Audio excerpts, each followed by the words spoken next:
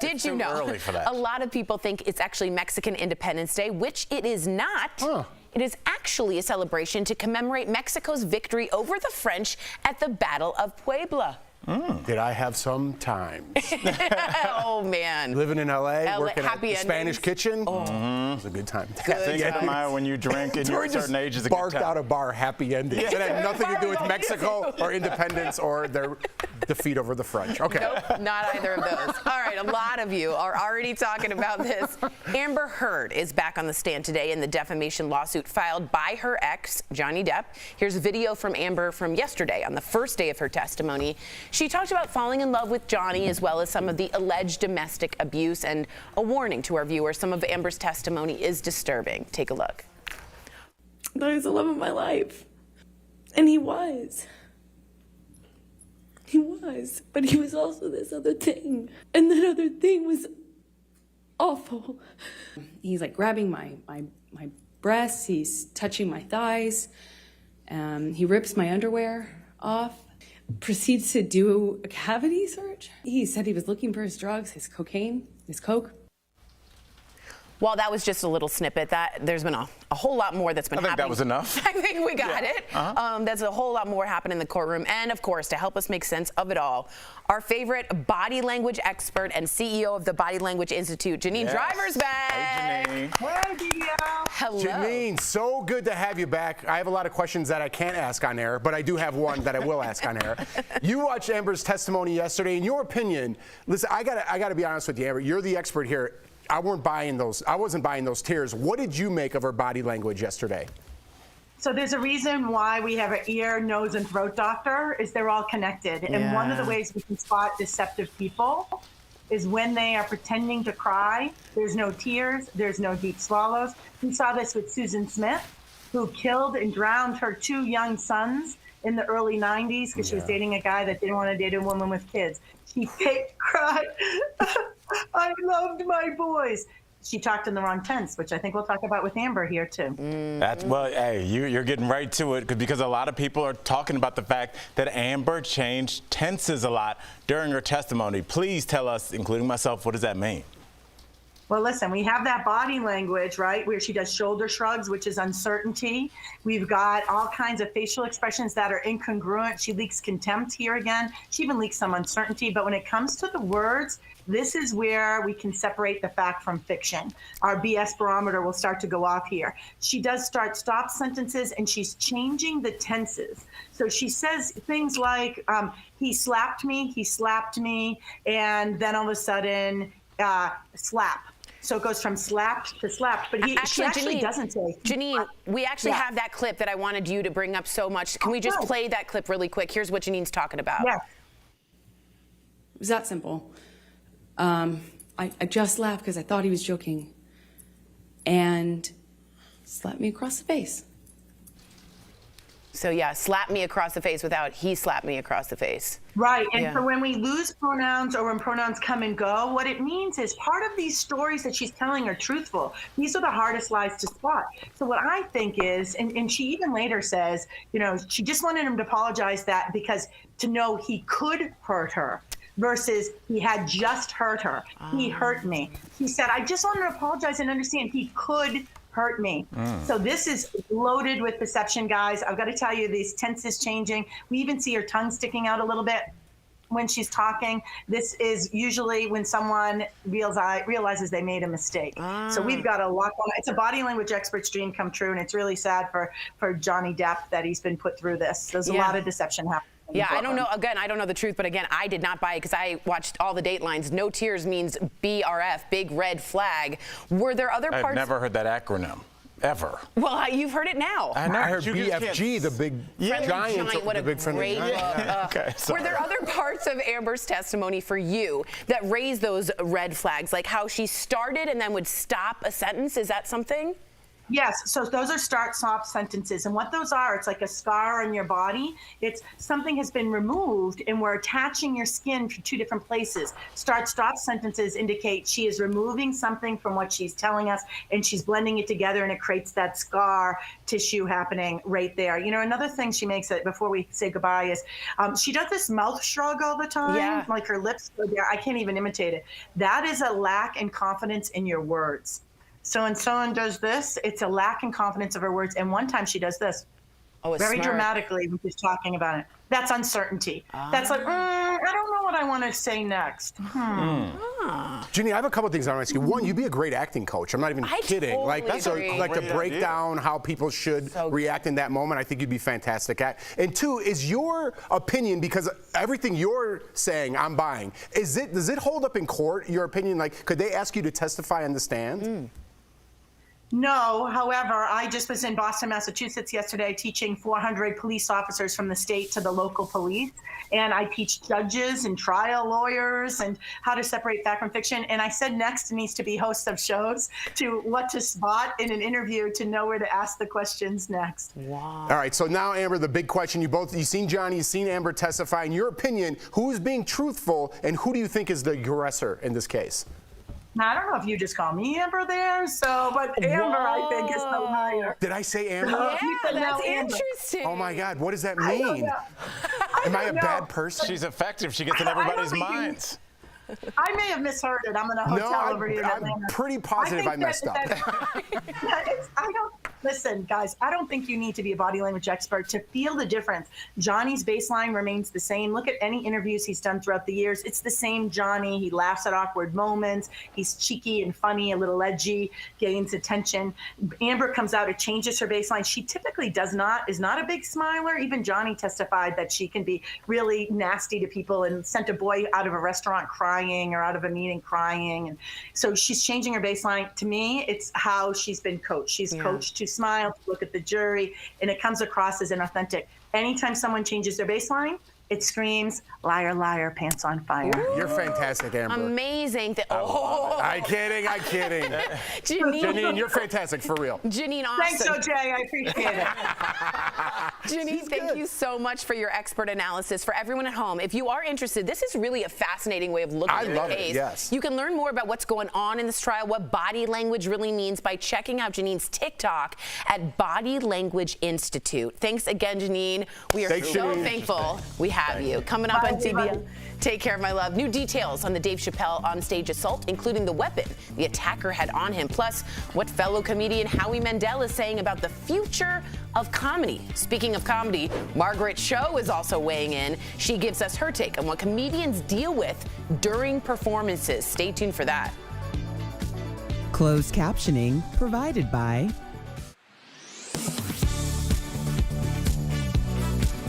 Daily Blast Live is always focused, always on cue, always ready, always timely. This May, don't miss a day. DBL is all new every day. So, Sierra, we were just saying to Jeff and Al that we thought Amber Heard, all collectively, three of us, is like she's not even a good actress. It's not even that we don't believe her. We don't even think she's faking well. But I feel like Right? the symbol for a good actor, period, no matter how you identify, coming in clean. was being able to cry on cue. I feel like that separated Totally. the Laura the Linney, big dogs, yes. Julianne Moore. Right, being able to cry on cue. Hear the point And Father Dan Abrams made that if she can convince the jury that he hit her even once, she's gonna win. No. Okay. Yeah, but all you need is one person, and that's kind Because of. that's what it's about. He's saying he never. abused He her. said, full stop, I have never touched her. If she convinces the jury that even just once Right. he did, she Right. wins. But the public opinion, the court of public opinion so far, and I know it's not the jury, seems to be very much swayed to Johnny Depp's I would say side. it's all Johnny, and I Which feel is like kind of, don't you feel like that's a little weird in the day and age we're living? Because we just still are in believe all women, right? No matter what, Yeah. you're supposed to believe all women. And it seems like you said the majority is on Johnny Depp's side. in This this just case. doesn't smell right, and before we even get to believe all women, it's like we all have this human thing, like that doesn't seem, something's weird over Yeah, there, I feel and that's funny. what everybody's picking up.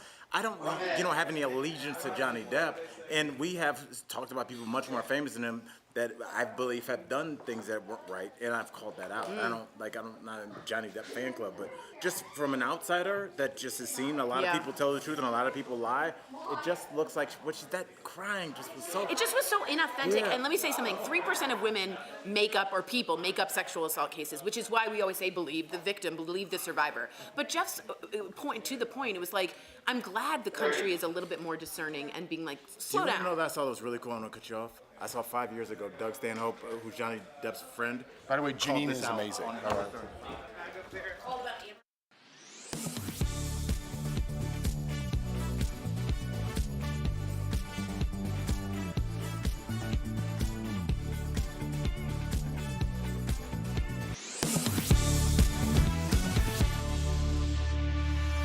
Welcome back. The comedy world is reacting to Dave Chappelle being attacked while on stage at the Hollywood Bowl on Tuesday. Here you see it. You see it in this TMZ video here. Dave himself is responding through his spokesperson, saying he's working with police and refuses to let the attack overshadow his show. And TMZ got audio of Dave talking about the attack just hours afterwards. Take a listen. I felt good when my friends broke his arm. Police also released photos of the weapon used in the attack. Good Lord. That is a gun replica, of course, but that is a real knife attached to it. Fellow comedians are also speaking out. Here's what Howie Mandel had to say about it yesterday on E! News Pop. Not to comment on what happened at the Academy Awards, but I thought that opened the floodgates. Violence triggers violence. And I think this is the beginning of, the end for comedy. I've been in the business for 45 years, and my biggest fear is that you wouldn't laugh and there'd be silence. There shouldn't be fear for my own well-being. Al, what's your take on that? That it's the end of comedy? Well, at first, because we talked about this morning. I was just talking to our beloved Michael Dean, and I was like, well, maybe that's a step too far, the end of comedy. But, it is an interesting point in a place where we are with comedians where you can get canceled for something that you say, even though it may be taken out of context, which is really all comedy is something out of context, in the form of a joke. And now you also have people that have been so radicalized online that if something you say doesn't cause you to be canceled online, it can cause you to be injured in real time. And this is what happens when you start to attack the people that we have given kind of the right to be social commentators. We listen to people like George Carlin talk about how he saw society in the direction that we were going. We listen to Richard Pryor talk about the struggles of addiction and where are we now, Jeff, in a country awash of opioids. Comics are there to talk about things that are unpleasant. And when we remove them because we want to have some kind of perfect society, what we have is this weird thing where nobody's speaking truths because only comics are paid to do that. Everybody else is great job, Jeff. You know what? You're right. Tori, whatever community you're in, you're right. Don't listen to everybody else. Only comics would be like, you look crazy, bro.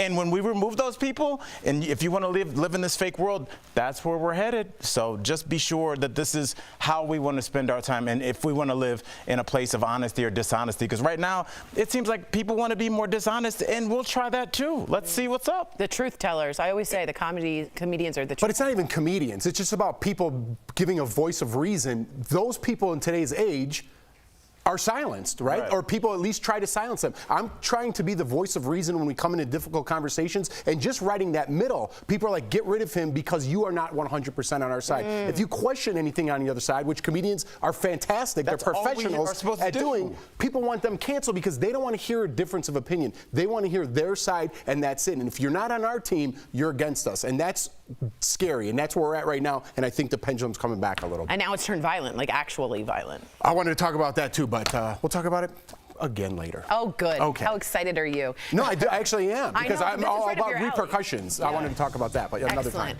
Coming up on DBL, our interview with Margaret Cho. What does she think about the Dave Chappelle incident? Find out coming up next. This one. Parents desperate to feed their babies because of the baby formula shortage, I've seen this Facebook post shared with a recipe for a homemade baby formula. It's a mixture of evaporated milk, purified water, light Karo syrup, and liquid infant vitamins. But is it safe to use? Let's verify. Our sources for this are the American Academy of Pediatrics, the U.S. Food and Drug Administration, and Katina Little, a pediatric nurse practitioner with Novant Health. The AAP warns parents not to feed homemade formula to infants. It might contain too many or not enough nutrients, and it can put babies at risk of getting sick. The FDA also advises parents to not give babies homemade infant formula because of serious health and safety concerns, including contamination, nutritional imbalances, and foodborne illnesses. The FDA does regulate all commercially available infant formulas, but does not regulate recipes for homemade formulas. And Little agrees with all of this. It is not safe to make your own formula. There are several reasons that go along with that. One of the biggest is just the risk factor of not mixing it correctly. Little says if it is not mixed the right way, babies could be given too much or too little of something. She says this could cause problems with brain development, weight gain, and digestion, along with many other things. This too will pass, and we will get to a point where we have enough. So the resources that you can tap into will hold you over until you can get it. But I want to say, just don't think, you have to resort to making it on your own or creating it on your own. So we can verify that no, it is not safe to feed your baby homemade formula.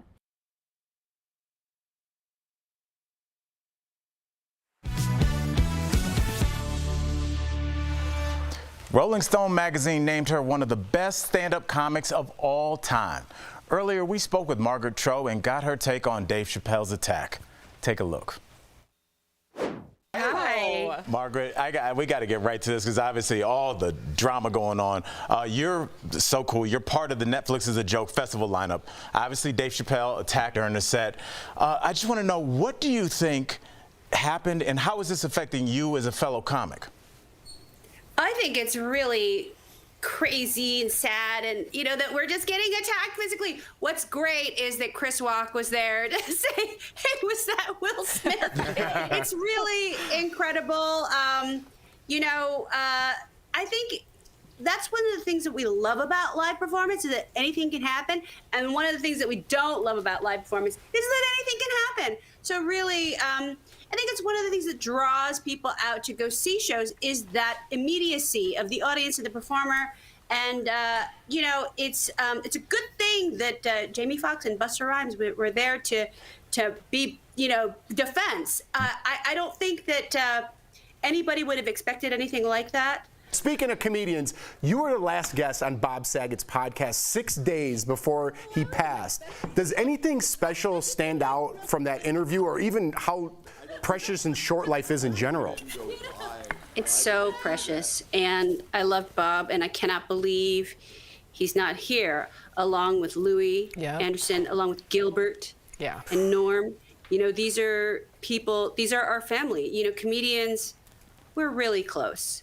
And I mean, that's why you're seeing, somebody like Chris Rock stepping up for Dave, or Jamie, who is also a comedian, stepping up for Dave. You have us doing anything we can for each other.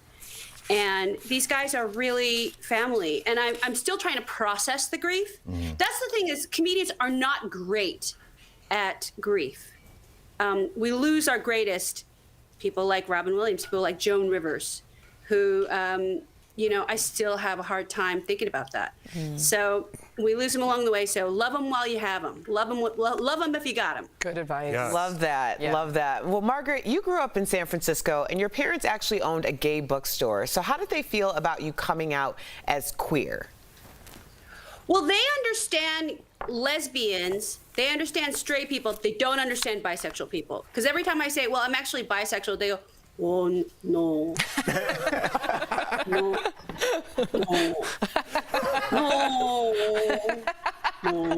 No.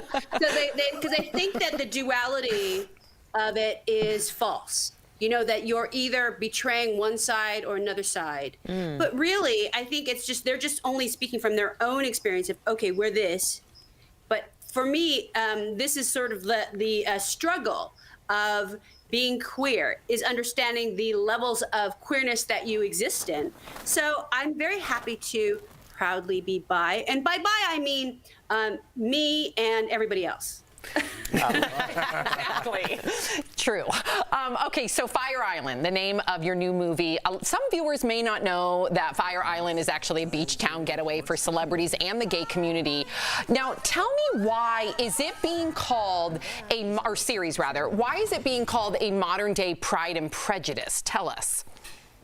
It is a reimagining of the story where, it's like class is really defined, but when you infuse romance into the story, then it changes the game. So really, these are kind of universal themes that work both in Britain in the 1800s and here on Fire Island in 2022. So it's a wonderful, wonderful film. It's gay, Asian, it's me, it's the incredible Bowen Yang, the incredible Joel Kim Booster who wrote and stars in this.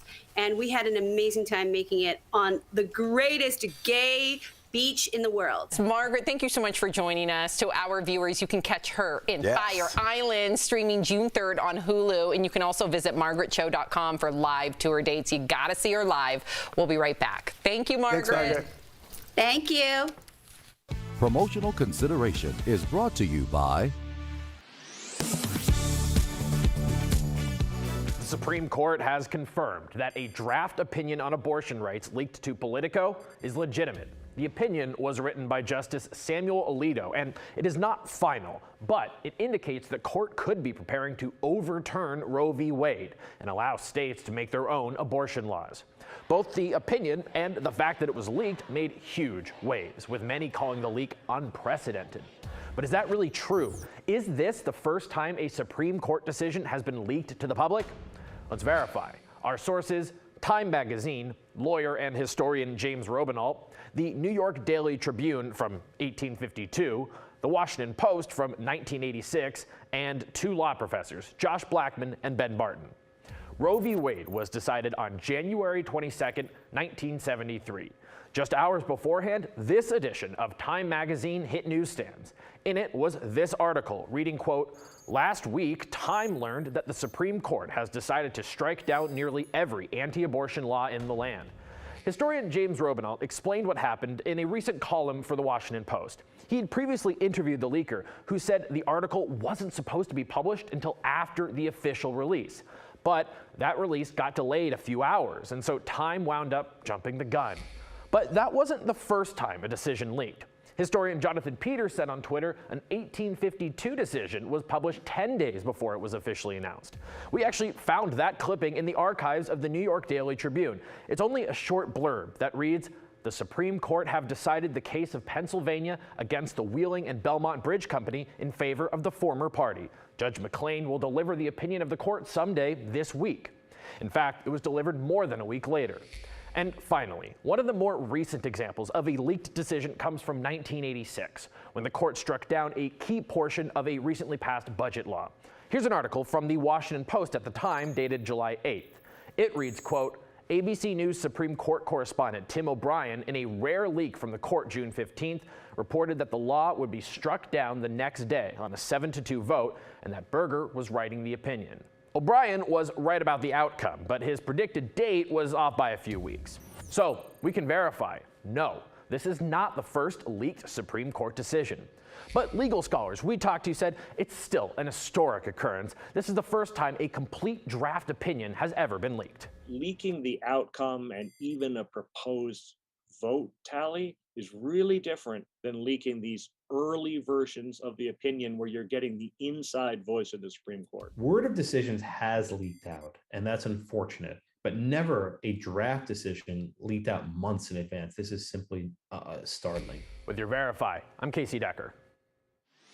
All next week on DBL, Hollywood legend Mary Lou Henner will be here as our special guest co-host. Along with her unfiltered takes on the week's hottest topics, she'll tell us all about her start in the original production of Grease and her wild times behind the scenes of her hit show Taxi. Mary Lou Henner is like, we have a history. You know what I'm saying? Danny's a blast and a great kisser. Plus, we've got a big surprise for her live all next week. You're not going to want to miss a day.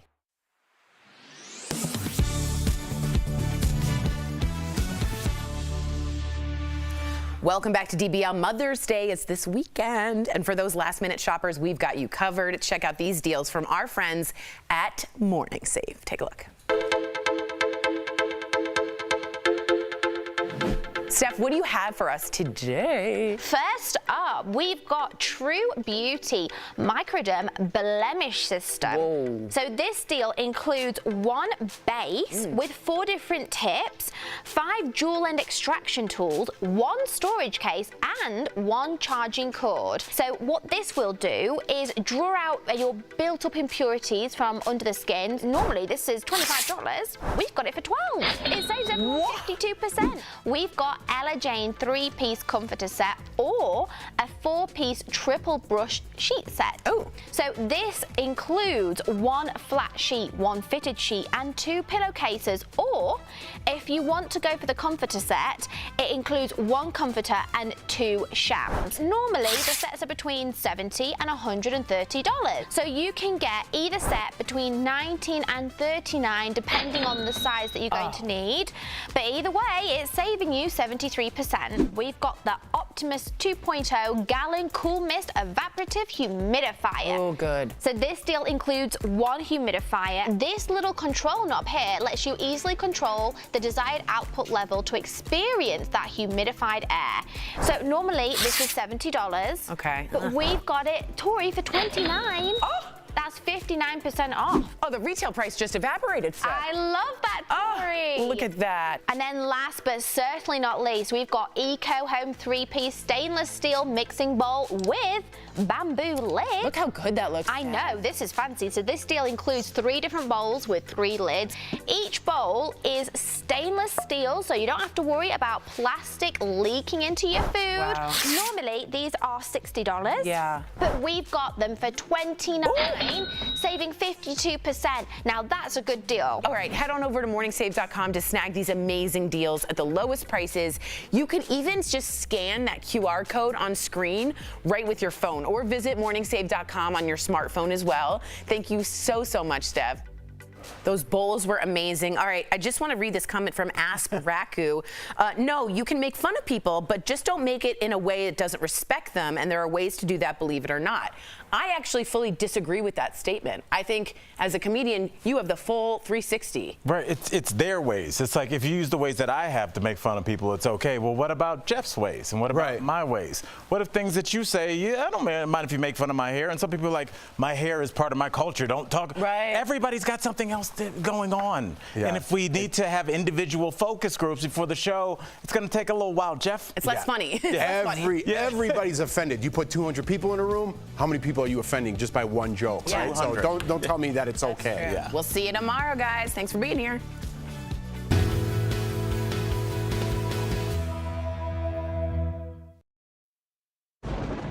Where hope finds help. Where courage meets conviction. Where makers make fans. We are Tegna, a family of local and national media brands that bring us together, serving the greater good of our communities. Where national know-how backs local business.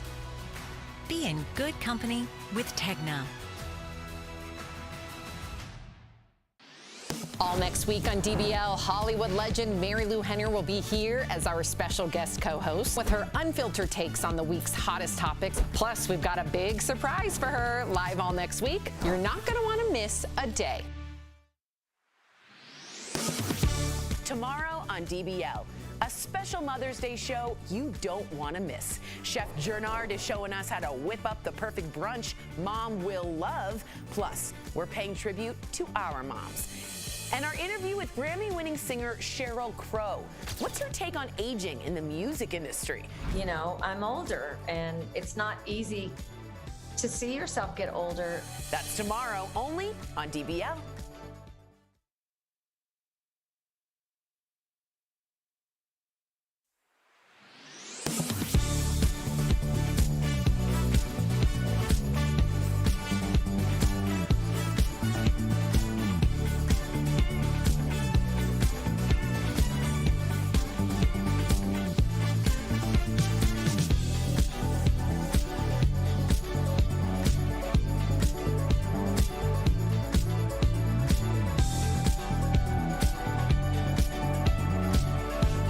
talking about today on Daily Blast Live.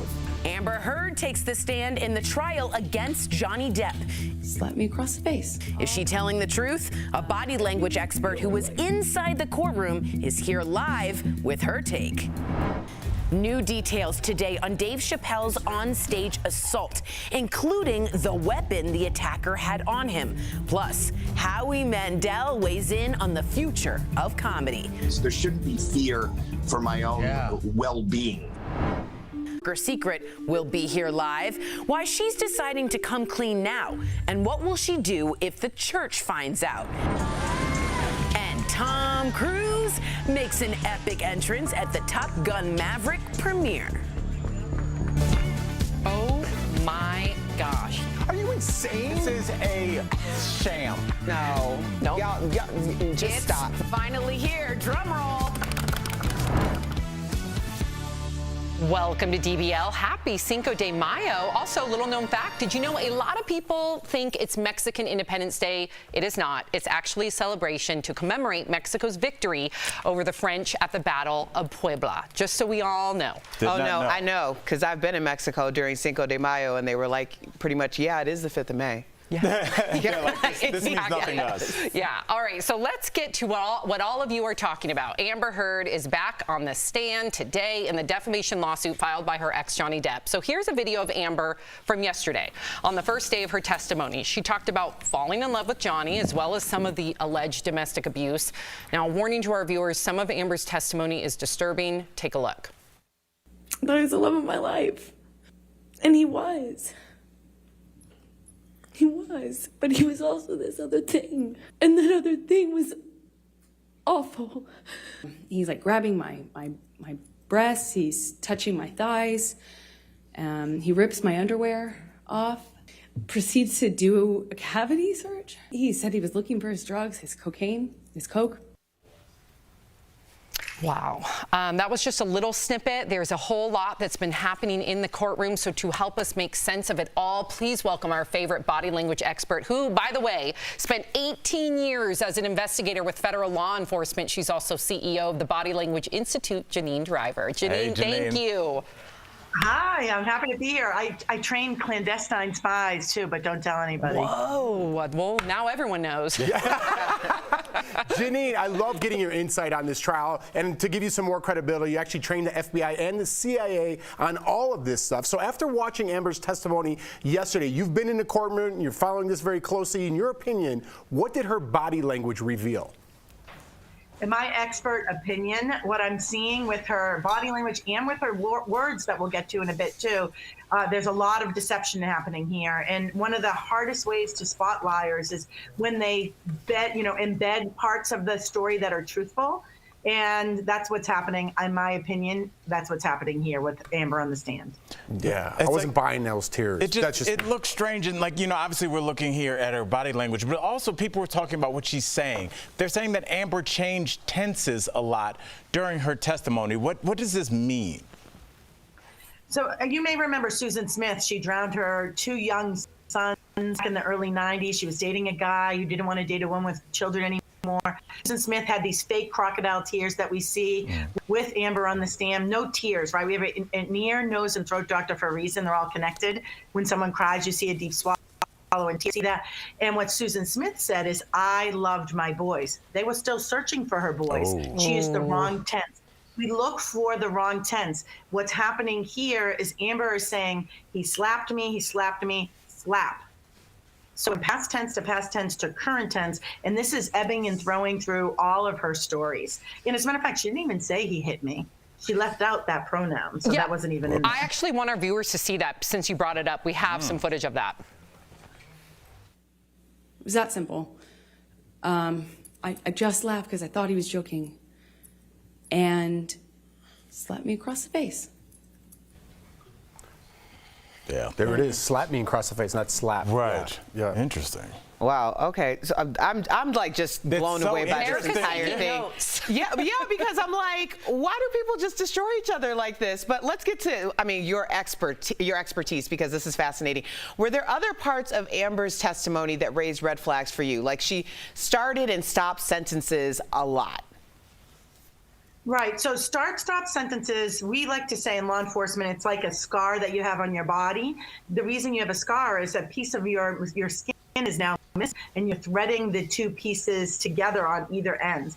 When someone has start-stop sentences, the reason we pick up on it as not being someone who's telling the truth is because a scar is created. She has removed something from the story here. So she does have start sentences several times. I myself am a survivor of domestic violence. If I were to tell you my story, there are no start stops. It goes all the way through.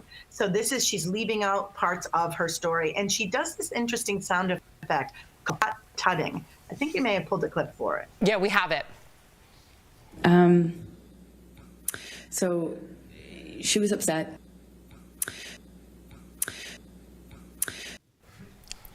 So, okay, let me just play devil's advocate for a second. Is that possibly something that can happen due to trauma as well? Like the start-stop, the different things that you're referring to right now? Well, first of all, Sam did it at the beginning of the segment. So, Sam, when you were introducing this segment and talked about that there's some graphic information we're about to hear, you tut-tutted introducing this segment. We all tut-tut. Our grandmother used to do it when you'd sit at the table with her baseball hat on at Thanksgiving.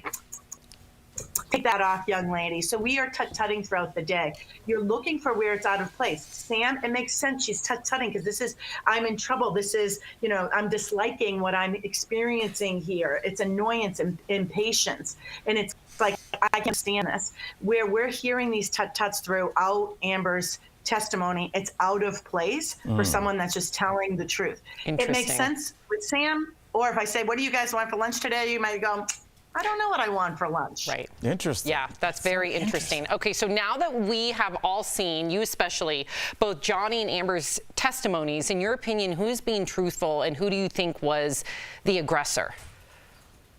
In my expert opinion, training over 60,000 law enforcement people just last year alone, is that the aggressor is Amber. And if I could go back in time, if I was Amber's attorney, I would have asked Johnny Depp when he said he doesn't strike women, or he's never struck a woman, how to define that. What does strike mean? Our words have meaning. Maybe he hit her in self-defense while she was hitting him. But in my opinion, she is the abuser.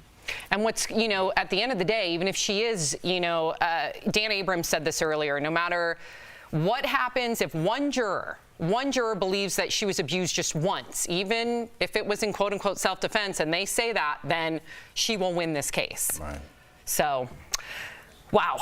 Janine, thank you so much for your expert analysis. For everyone at home, you can learn more about what's going on in this trial and what body language really means by checking out Janine's TikTok at Body Language Institute. We appreciate you, Janine, as always. Thank you. Thanks, Janine. Thank you. And coming up on DBL, new details on the Dave Chappelle onstage assault, including the weapon the attacker had on him. Plus, what fellow comedian Howie Mandel is saying about the future of comedy. And Tom Cruise pulls a very Tom Cruise move by showing up to the Top Gun Maverick premiere in a helicopter. Plus, we've got Lady Gaga's song from the movie Will It Be a Hit? Closed captioning provided by Daily Blast Live is always focused, always ready, always on cue, always timely. This May, don't miss a day. DBL is all new every day. Character in Marvelous Mrs. Maisel, and you get to see that controversy. But they he was obviously had a lot of substance abuse issues, he and was in and out they of made jail. him crazy. Yeah. All right, we're on. So we're trying to, you don't want to talk about, we're talking about Dave Chappelle next, but you don't want to talk about everything we're going to talk about. Just the tells from the. Oh yeah, let's go back to that. You know, when you, I know you watch a lot of interrogations, like First 48 Hours. For sure. I was looking at them for two things. One is like, you can tell sometimes, even though the person knows they should wait for their attorney, there's something about the truth where it wants to come out. It's so interesting. And you can. I was watching one of those. I was on the road this weekend. This past weekend, I was watching this guy get interrogated. He killed his wife, and I noticed it was two police officers talking to him, and they were doing the good cop, bad cop. But I was looking at their body language, and one of the cops was like rocking. Like this guy, kind of like, come on, Jeff, you know, and the other one was kind of far off, kind of doing the good cop, but the other one kind of almost like a dog that was on a leash, like just kind of almost like And Do you want to unfortunately, keep doing this? Do you want? And just their body language was kind of matching up with what they had said, and you can tell they've done this obviously with other people. But you realize that everything is psychological and everything is like down to a T. We know you did it. I know. And you know you did it. I know. And you know you should be quiet. But here's the way that we get people to talk, and it's like how you kind of make sure that you have a slam dunk in court is you get this person that probably shouldn't be talking to say something. That's why they always say, shut up. Even when you haven't done anything, which is hard. Yeah. Shut up. Well, I mean, Shut up. we've talked about that too before, like the idea of how you're representing yourself in court when you aren't speaking. Like, you brought up a really good point. Like, you say something truthful, no one reacts. You say something that's a lie, the natural reaction is to react, which is why you want a lawyer, you want a lawyer, you want a lawyer. And a good lawyer.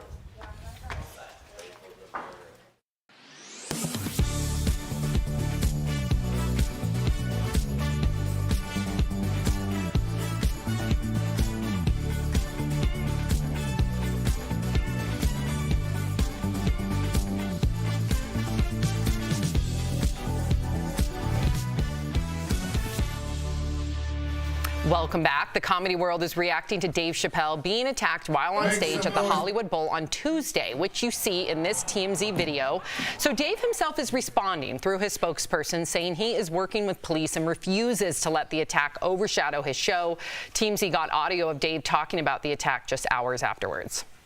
I felt good when my friends broke his arm. So police also released photos of the weapon used in the attack. If you see there, it's a gun replica with a knife attachment. Fellow comedians are also speaking out. Here's what Howie Mandel said about it yesterday on E! News Pop. Not to comment on what happened at the Academy Awards, but I thought that opened the floodgates. Violence triggers violence. And I think this is the beginning of, the end for comedy. I've been in the business for 45 years, and my biggest fear is that you wouldn't laugh and there'd be silence. There shouldn't be fear for my own well-being. So, Al, you're part of the comedy world. What's your reaction?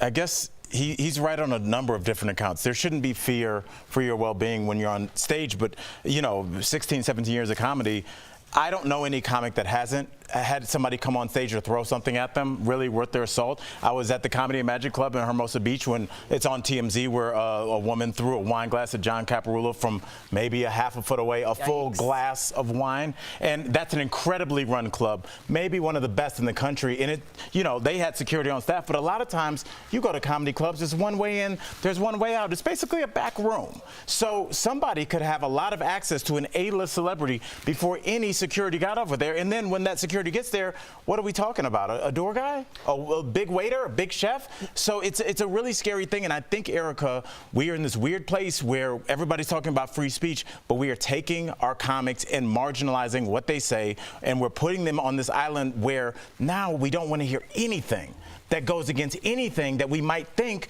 And the entire point of stand-up is to change the way you think, maybe not radically, but just like, chill out. Hey, can I challenge you on that really quickly before you jump in? Do you think there's a difference between being in the room and then the snippets people see on do you think the same people that are getting offended online with a snippet would be offended if they saw the full show in a room? I mean, it happens with our show, Sam. You see a little clip of something. I remember Erica said something so powerful a couple years ago, and I was just standing in awe. I was like, how do I work with this person? And it went viral. And, people were like, look at that guy, wouldn't even stand up for that black woman. It's like, first of all, she can speak for herself. Yeah, it happened to you when I went viral. Right. It's just because they don't know that we're family. Right. And so, because it's out of context, Erica, so I'm sorry I talked too long. Well, no, I think context is very important, but also I want to contextualize what we just saw, because I think we're so used to people rushing fields, rushing courts, rushing stages for just reasons of being like silly or making a moment or going viral. Yeah. That was a deadly weapon. Had that gone one way or the other in a split second, Dave Chappelle could not even be here today. So I don't want to conflate the idea that, someone rushed the stage again. No, this was not someone rushing the stage again. This was attempted murder. Like, he could have killed that man. So I really think that people are looking at this as just another incident. It's not. And people are obviously becoming more emboldened. And Al's absolutely right. The pendulum has swung, and it will continue to swing. doing. But there has to be some neutralization of what we're doing, because I'm telling you, not only is comedy at risk, there's a lot of other mediums that are at risk. I mean, our platform is truly at risk. So, I mean, it's up to America what type of country we want to live in, but we might want to think about what is actionable and what isn't. Well said. Whew. All right, so here's another question for you. Do you guys like your neighbors? A new survey reveals the top reasons people say they just don't get along with the people next door. We're going to talk all about it next. This way. With many parents desperate to feed their babies because of the baby formula shortage, I've seen this Facebook post shared with a recipe for a homemade baby formula. It's a mixture of evaporated milk, purified water, light Karo syrup, and liquid infant vitamins. But is it safe to use? Let's verify. Our sources for this are the American Academy of Pediatrics, the U.S. Food and Drug Administration, and Katina Little, a pediatric nurse practitioner with Novant Health. The AAP warns parents not to feed homemade formula to infants. It might contain too many or not enough nutrients, and it can put babies at risk of getting sick. The FDA also advises parents to not give babies homemade infant formula because of serious health and safety concerns, including contamination, nutritional imbalances, and foodborne illnesses. The FDA does regulate all commercially available infant formulas, but does not regulate recipes for homemade formulas. And Little agrees with all of this. It is not safe to make your own formula. There are several reasons that go along with that. One of the biggest is just the risk factor of not mixing it correctly. Little says if it is not mixed the right way, babies could be given too much or too little of something. She says this could cause problems with brain development, weight gain, and digestion, along with many other things. This too will pass, and we will get to a point where we have enough. So the resources that you can tap into will hold you over until you can get it. But I want to say, just don't think, you have to resort to making it on your own or creating it on your own. So we can verify that no, it is not safe to feed your baby homemade formula.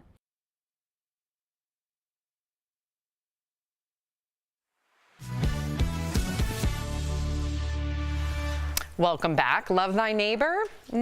Turns out not all Americans agree. A new survey from LendingTree revealed that 73%, or about 3 out of 4 people, hate at least one of their neighbors. The biggest reasons were their neighbor gave off weird vibes, followed closely by noisy and rude neighbors, then annoying pets, and finally, nosy busybodies. And it turns out 1 in 10 Americans have actually moved neighborhoods because of disagreements with neighbors. We got to ask our DBL Nation, do you like your neighbor? Go to dblvote.com. Tell us what you're feeling. I want to start with Jeff. Yeah, I'm happy to be in that 27%. I love my neighbor. What about the That's a big deal. Yeah, this is our first house, so I never had I had people next door to me, and you're always like the noise and things like that. But we had kids, so I think we were the noisy neighbors. But it's so great to live in like a community where the kids next door could play on both sides. They're great chefs. One guy's an ex-military guy, one guy's an ex-wrestler. Come get some. The other guy's got a ton of guns over there. Yeah, I'm like, and they barbecue. What's up? Yeah. Good time. Yeah. Dan, what about you? I love our neighborhood. I'm in the same boat as Jeff. I do have one neighbor, but we love him. But he is, I always, every time he pops over the fence, it reminds me of Home Improvement. Wilson. Yeah, and we'll be like, what's up? I won't say his name, but we talk every day, and he talks to the kids, but literally he peeks his little head over all the time. Now, if we didn't like him, it would not be a good thing, but we do. Erica, what about you? We're pretty good with our neighbors. So it's weird because we do live in the city, and so there's we have a very diverse neighborhood, which is part of the reason why we moved to that particular neighborhood. So we do have issues with some people. We definitely, we just had a BB gun incident coming from one of the neighbors. So there's been some things, but the people who are immediately around us, we're good. And they know that I'm neighborhood watch because I will pull a Ring camera in a moment. Yes. Oh, this happened. oh, this is the license plate. Like, I'm like, good for that. So that's good. What about you, Al? I was going to say really quickly, I don't think Erica's really being honest about the great stories. I know. I was like, we need Janine. We need Janine in here. Didn't somebody like release some wild animals or something? Yes. Tell the story, please. Well, so I'm leaving, and all of a sudden this vehicle pulls up, and the guy is like staring at me as I'm leaving out the house. So I got really nervous, like, well, what's going to happen? So I kind of stop. He keeps waiting until I start moving, so I turn and I'm walking the dog, and then I just take a few steps and I look back, and he goes in the back of his truck and pulls out this bag that's moving. And I was like, what is going on? And he released like three, I don't know if it was a gopher, I don't know what it was. There were three of them, and they go scurrying across across the street into our backyard. I don't know what happened to them.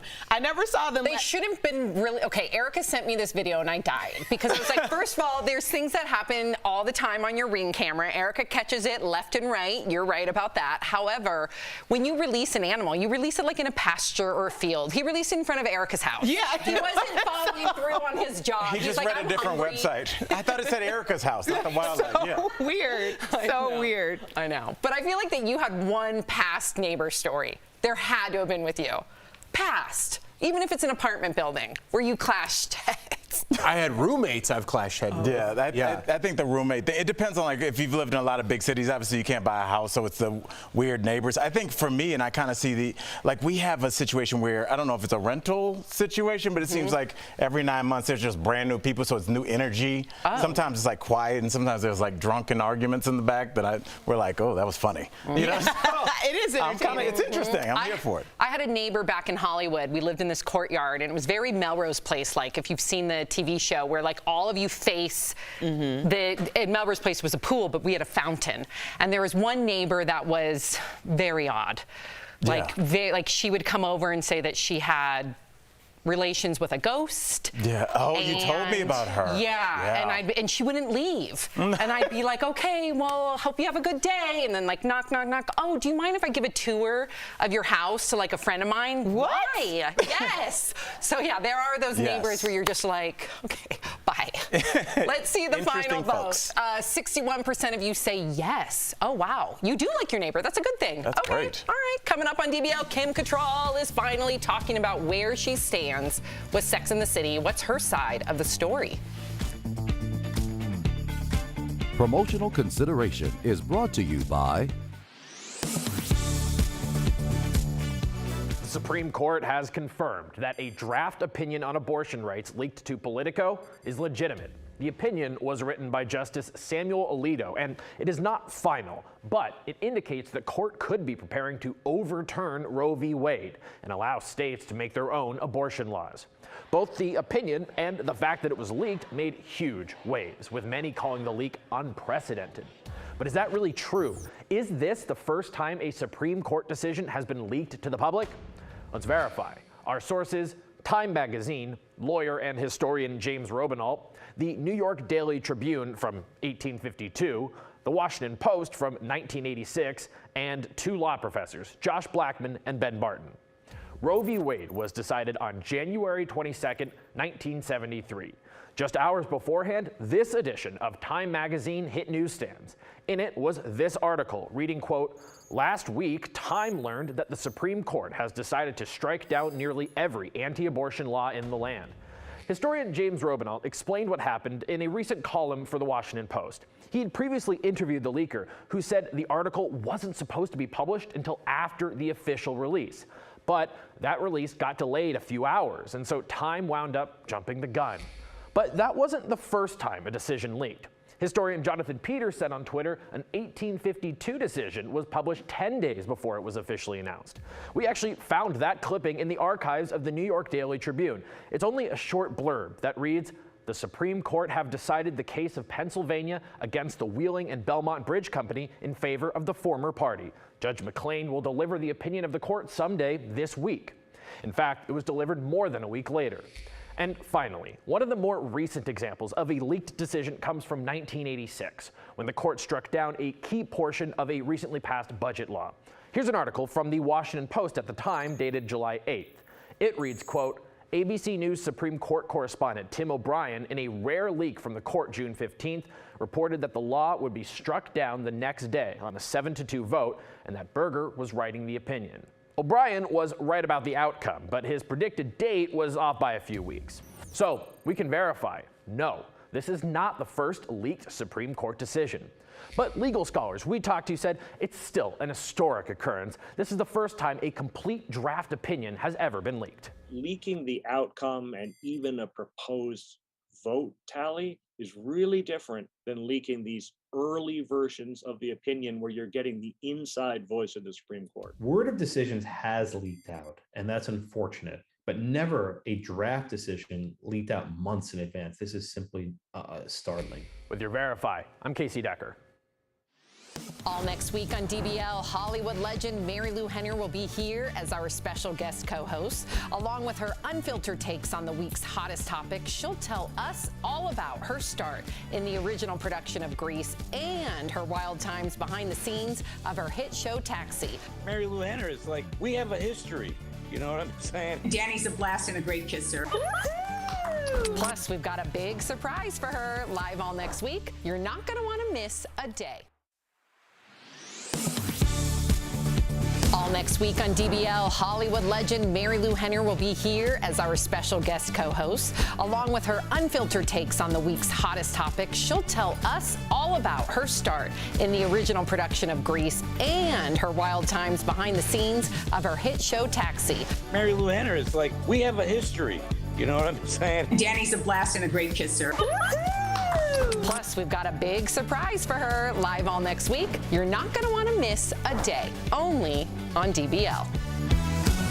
Welcome back. You're not going to believe this story. It is true. NASA has come up with an interesting way to make contact with life on other planets. Check this out. Scientists plan to launch pictures of naked humans like this into space in hope of luring aliens to us. The pixelated images also include an invitation to respond to the space nudes. What are the weird symbols next to it? Let's see it again. Yeah, Can we see it? Look at Erica's face. I want to see the symbols. Who got paid to do this? And are we paying for this? Is the government? Probably. And like, do we want to show them our vulnerable areas? Why don't we send out like the best of the best? Yeah, it's like if the aliens might be combative, now they're Maybe like, they know something you don't know. First of all, that's a DNA helix. If you went to biology, which I thought you did. I did. That did not look like a helix. That looks like something at Pier 1 Imports. That looked like just a little circle thing. That was not a helix. It's a DNA helix. It wasn't. Second of all, we don't know what our NASA scientists know. Perhaps those are nudes that the aliens will like. Blast out like Baywatch pictures Maybe everywhere. they're not attracted to Baywatch. It's subjective. Oh, we gotta go. If you're leaving us, you can watch the second half of the show online, watch on YouTube or our app. But if you get the second half of the show where you are, here is what's ahead. A Mormon mom who revealed her online sex worker secret will be here live. Why is she deciding to come clean now? Plus, we're gonna talk all about Tom Cruise's dramatic entrance.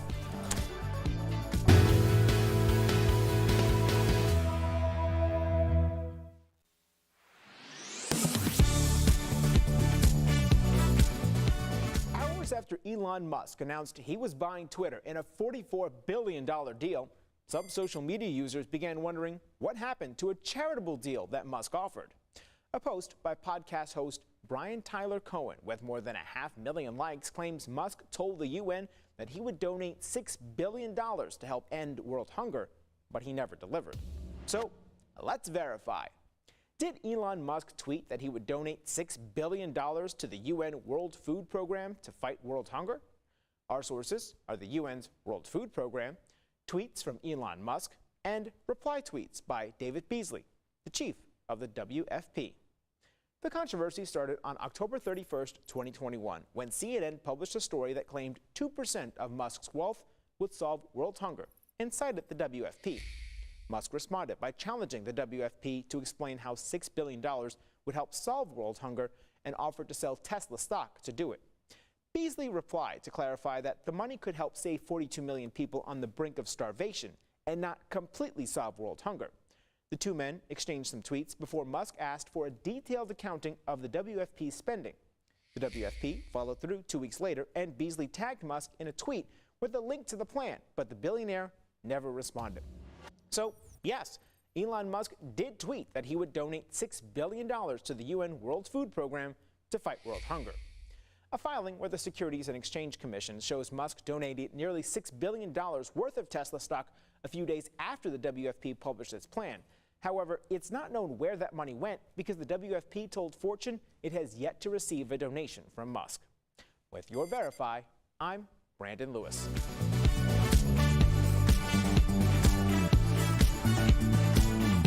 This is Daily Blast Live. We're talking about what you're talking about. Oh my gosh. Are you insane? This is a sham. No. Nope. Y'all, just It's stop. finally here. Drum roll. Well, welcome to DBL. I can't wait for you guys to see Tom Cruise's very dramatic, epic entrance to the world premiere of Top Gun Maverick. So Tom flew in on a helicopter to the event at San Diego's North Island Navy base. That's how I'm going to go to my high school reunion. That'd be amazing. Despite earlier reports that Tom flew the helicopter, he confirmed that he was just a passenger. This movie comes 36 years after the original Top Gun was released. It was supposed to be released last year, but it was delayed due to the pandemic. Tom said he and the crew worked very hard to get the movie finished in time for its Memorial Day release. Watch. I called all the theater owners. I said, listen, I promise you, this movie's coming. You know, do not, we're going to be there. You be there, I'll be there, I promise you. And I said, I give you my word. I'm going to give it everything I have to deliver for you and for the audience that has been waiting 36 years. I'm not going to stop. I will not do it. And to see them have that experience, it just meant the world to me. He loves his craft. I love it. Yeah. What do you think? It's inspiring. It is. It is. What do you think? If you believe in reincarnation, he comes back as a mosquito because he's the top of the food chain when it comes to celebrities, right? Yeah. But saying that, he is the top of the top. I do want to point out every news outlet that interviews him or talks to him, he talks to every single news outlet and puts in his time and stays till the last person gets interviewed. That's a star in my eyes. That's someone you could look up to despite what you think about Tom Cruise. He talks to everybody, shakes everybody's hand. That's what you want in a star. And he's not out there. You don't get films of him doing this or that. He jumped on the couch one time, a little embarrassing, but mostly great. To Jeff's point, I just want to remind our audience, when I worked in the credentials program. I thought this was going to go back to your apartment complex. Go ahead. When I worked in the credentials program in the garage for different award shows. You were valet. Yeah, parking attendant. Yes. Whatever. Credentials. Badge hander outer. Okay, fine. Okay. Badge hander outer. Okay. I'm proud of that. Yeah, Cool. it's great. Anyways, he came in, also made an entrance, came in on a motorcycle. Katie Holmes on the back. Ooh. Yeah. Big entrance. He came in, he said hi to all the higher ups, but then he went over to the credentials people and shook our hand too. To your point. Yeah. Yeah. I love it. I like that he really does in this. I only use this man's name in very rare circumstances. He reminds me of the movie star Kobe Bryant, and that he is obsessed with the final product and not the byproduct of fame. Kobe, all the stories you hear from all the athletes, I love hearing people tell Kobe Bryant stories because they're just like, you know, we were all going to a nightclub and I text Kobe and he's back at the gym shooting jump shots. And I feel like that's how Tom Cruise is. He doesn't want to be famous with the starlet. He wants to shake everybody's hand, make sure that this gets out, call the movie theater to say, I'm going to deliver this. And then he does it and then shows up on an aircraft carrier. How many people on the planet could pull that off? I can't wait shout for out this to him. movie. Erica, you're very silent. Are you not a Top Gun fan? Oh, y'all know I don't know anything about Top Gun. But, I mean, we did make a deal. I just want to continue to remind you that I'm supporting your enthusiasm for Top Gun because y'all are going to support my enthusiasm for the Best Man series when it comes out. Okay, fair enough. So, yes. All right. We talked about our love for Tay Diggs on this panel yesterday.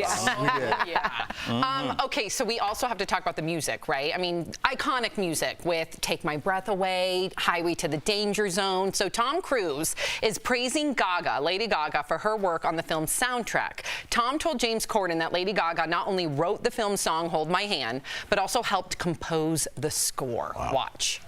She's amazing, and it just opened those doors to the emotional core of the film that we had, and just it's like that moment and things just came together in such a beautiful way. Her song that she'd written just fell right in and became really the underlying score and the heartbeat of our film. The heartbeat of their film. She's got a lot What a compliment. Yeah, well, I mean, Got a lot to live up to. So the song got Tom's seal of approval.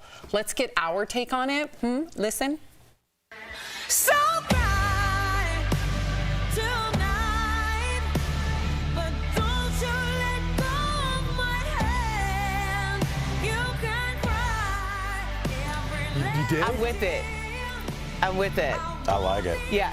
The thing about Lady Gaga that some people don't have a true appreciation or understanding is that she is the full orchestra. She is the percussion, the strings, wind, words. She embodies it all, and she's such an accomplished musician. I don't know a lot about this movie, but I can imagine what we'll see, like, accompanied by this. And this is also what people call a first listen. Like, you know it's a hit. You know that it's something that's going to resonate with your audience the first time you hear it. Not a lot of songs are like that, but Lady Gaga has, like, quite a few of those. When I heard the boom, boom, listen, boom, boom. I could imagine being in a theater, surround sound, boom. That's how you got to experience So it. I do think it's going to Tom's point, I think it's going to deliver, but how can you beat Highway to the Danger Zone? It's a new era. I think when you watch it with the movie and you put in this song to where it fits into the movie, you're gonna like the song a lot more, right? But there are some, like Playing with the Boys when they're smashing volleyballs with their shirts off. Any of those old songs come back? There gotta be a scene. Well, we already said there's gonna be that scene with their shirts off, but they're playing football. But I know, but are we going to hear any of these iconic songs Well, you from can the hear original? those now from the old soundtrack. They're going to have new songs. You don't think it'd be cool if you're in the movie theater and then all of a sudden You've heard a song that you've heard for the last 30 years? You see the new cadets flying and you hear Highway to the Danger Zone. You could have heard that already. There's new sones that are made. Aren't you excited for the new songs? I can't wait to see this new Top Gun. Are you excited? I'm very excited. Erica? Yes. I'm excited for you. There you go. I like the enthusiasm. I'm ready to do this. Nostalgia, I'm here for it. Remember how embarrassing that love scene was, though? Yeah. The love-making scene was quite They're going to fix that in this one. extensive. Because you were sitting next to your mom? Yeah, honey, I was like 10. And I was like, oh, gosh, just please be over with. This scene is too much. You probably loved it. I was like, no, as a pubescent boy, you didn't love it? Pubescent? How old was I? Talking about it like 36, 4, I was 7 when that came out? No, you weren't 7 because you're older than me, and I was like 36. 10. You just don't know how to do math. Whoa. Maybe okay. Coming up, he's probably right. Yeah. DBL, a Mormon mom who started a career as a nude model, will be here live. She's kept it a secret until now. So what will she do if the church finds out? So bright tonight, but don't you let go of my hand. You can cry. Closed captioning provided by. All next week on DBL, Hollywood legend Mary Lou Henner will be here as our special guest co-host with her unfiltered takes on the week's hottest topics. Plus, we've got a big surprise for her live all next week. You're not going to want to miss a day.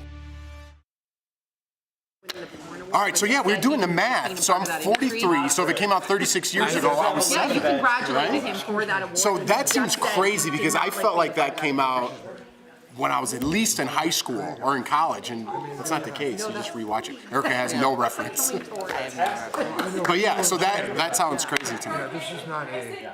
What? Challenge. Oh, I got you. I heard you. So that's it. So, Where she lives?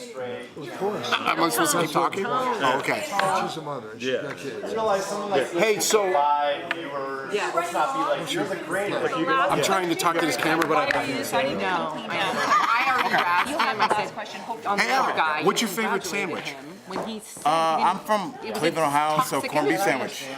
Corned beef's big in It's so weird. See that face Sheree's making? It's not. I thought that was a New York thing. Look, no, it's New York, Cleveland to an extent. Why is Cleveland known for corned beef? I don't know why. There's a lot of for bodega breakfast sandwiches and not corned beef. Well, there's a huge. Yeah, but there's a delis. big Jewish population, delis. obviously in New York, and there's a big Jewish population in Cleveland, and so there's a lot of Jewish delis. So you get that fresh rye bread, get the rye gold bread, stadium mustard, yum. and then it's throw like some lean stacked. big fat corned beef sandwich. That's like, that smell reminds me of being at home, being with my that's dad. interesting. I didn't know that. Oh man, corned beef sandwich. So are there like corned beef joints that people like you compete against? Like in Philly, there's the Philly cheesesteak. Is it like that? Yes. Yeah. There's like a famous chain called Slyman's. They've got one location downtown, one actually. I don't want to eat at closest. Slyman. That's I his know. last name. Why would they name it slime? It's his last name, but it's like, I mean, lying around the corner in the morning. You know. No, still. You don't want to eat at Smelly's. Yeah.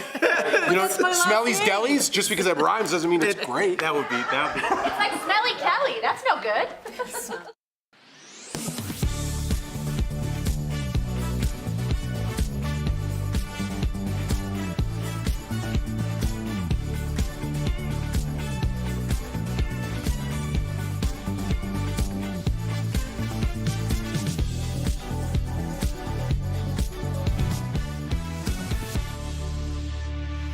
A few months ago, our next guest quit her day job and became an OnlyFans nude model, making $30,000 a month. But get this, she's a widowed mother of 4 who also happens to be a practicing Mormon.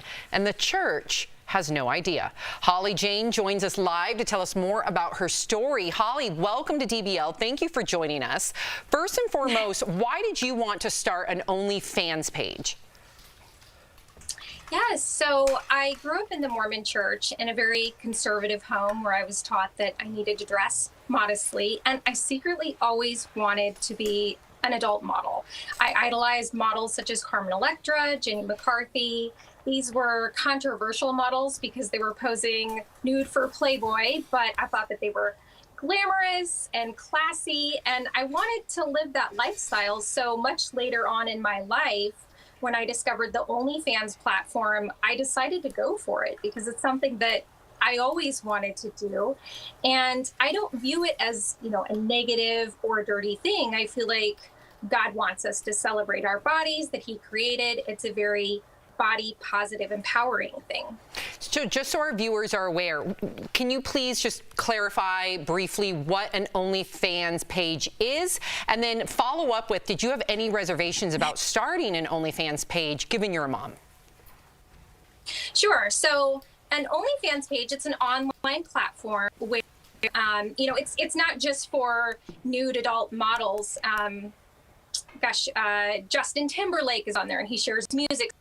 Any sort of artist, whether it's a musician or you know, a painter or a nude model, such as myself.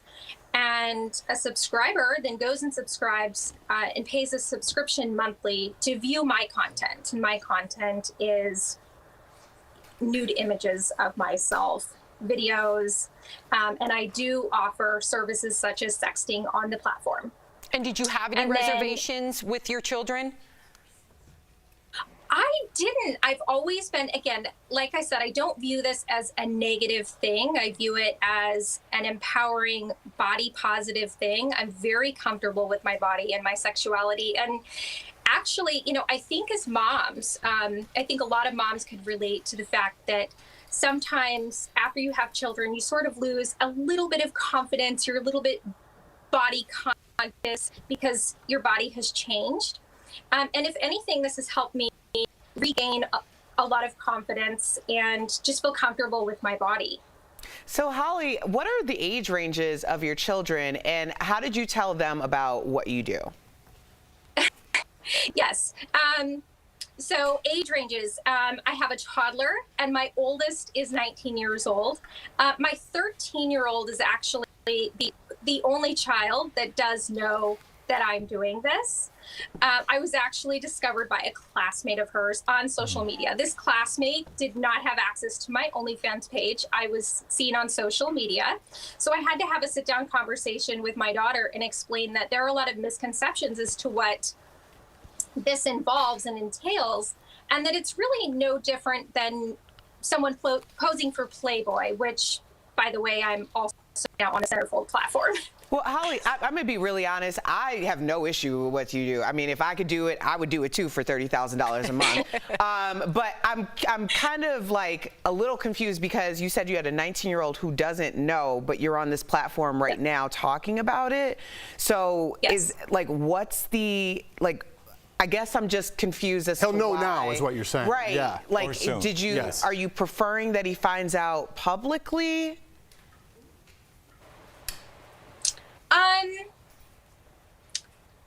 Whoever finds out, finds out. I just haven't. I think if anyone in my family will have an issue of it about this, it will probably be my son.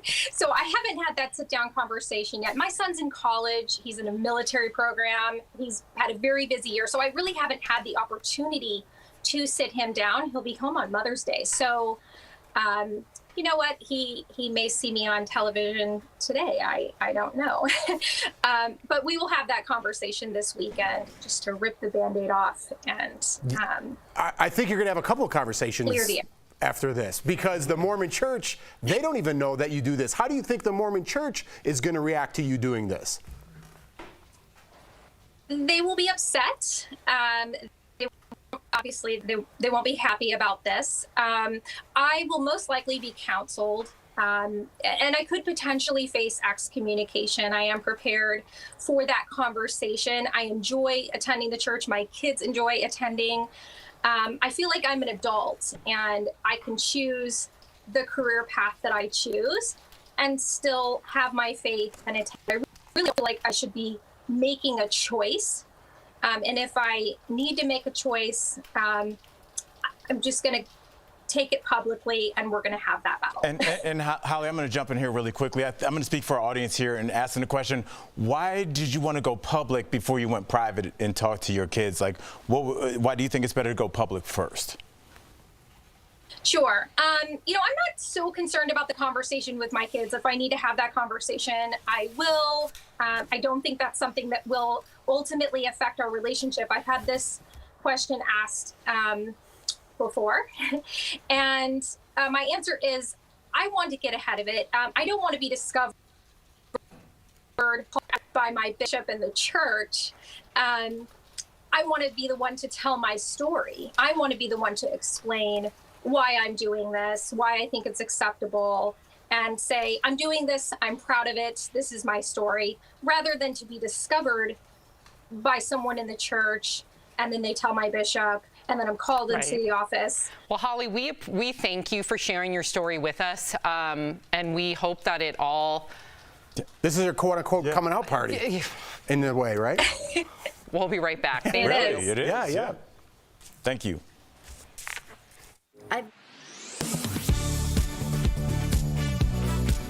With many parents desperate to feed their babies because of the baby formula shortage, I've seen this Facebook post shared with a recipe for a homemade baby formula. It's a mixture of evaporated milk, purified water, light Karo syrup, and liquid infant vitamins. But is it safe to use? Let's verify. Our sources for this are the American Academy of Pediatrics, the U.S. Food and Drug Administration, and Katina Little, a pediatric nurse practitioner with Novant Health. The AAP warns parents not to feed homemade formula to infants. It might contain too many or not enough nutrients, and it can put babies at risk of getting sick. The FDA also advises parents to not give babies homemade infant formula because of serious health and safety concerns, including contamination, nutritional imbalances, and foodborne illnesses. The FDA does regulate all commercially available infant formulas, but does not regulate recipes for homemade formulas. And Little agrees with all of this. It is not safe to make your own formula. There are several reasons that go along with that. One of the biggest is just the risk factor of not mixing it correctly. Little says if it is not mixed the right way, babies could be given too much or too little of something. She says this could cause problems with brain development, weight gain, and digestion, along with many other things. This too will pass, and we will get to a point where we have enough. So the resources that you can tap into will hold you over until you can get it. But I want to say, just don't think, you have to resort to making it on your own or creating it on your own. So we can verify that no, it is not safe to feed your baby homemade formula.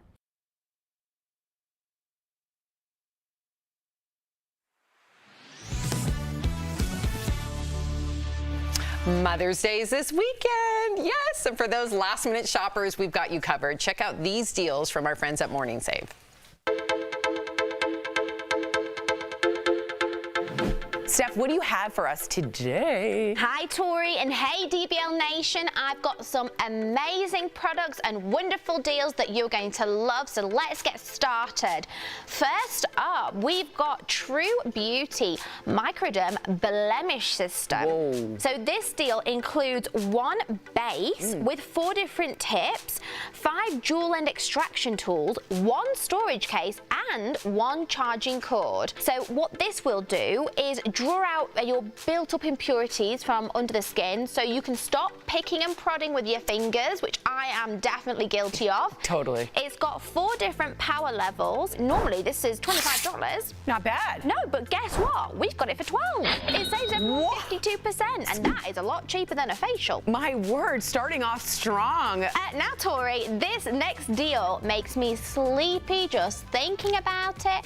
We've got Ella Jane 3-piece comforter set or a 4-piece triple brush sheet set. Oh. So this includes 1 flat sheet, 1 fitted sheet, and 2 pillowcases. Or if you want to go for the comforter set, it includes 1 comforter and 2 shams. Ew. So keep in mind, if you go for a twin size, that'll include 1 pillowcase or 1 sham. Let me even show you this one, because there's no doubt that you're going to feel relaxed and rejuvenated after a night's sleep on this, because trust me, it is so soft, Tori. Wow. It feels amazing.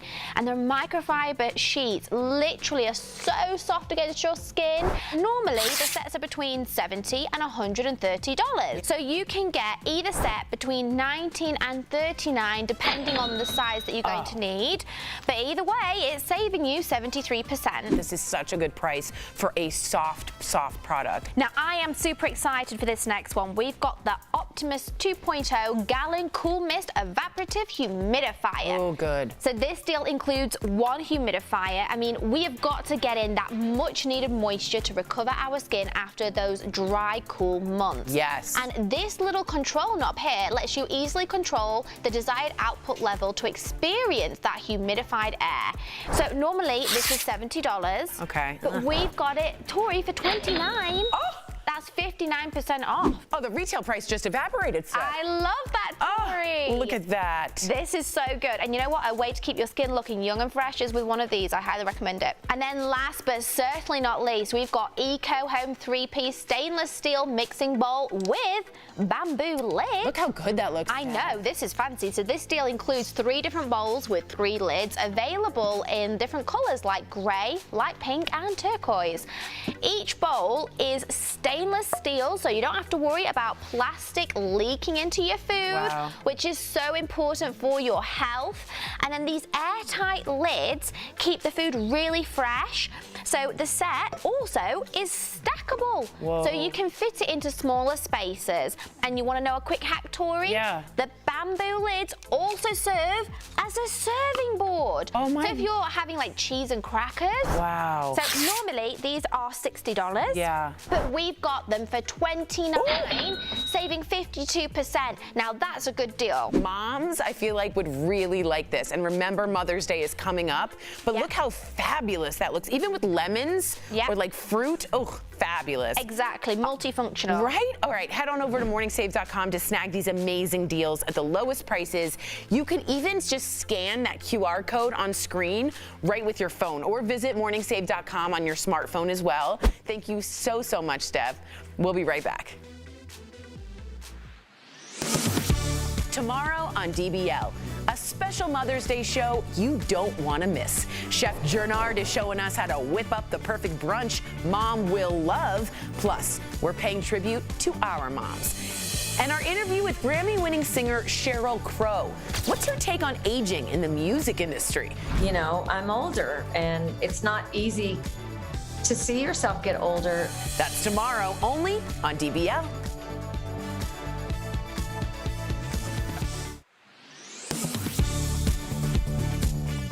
The Supreme Court has confirmed that a draft opinion on abortion rights leaked to Politico is legitimate.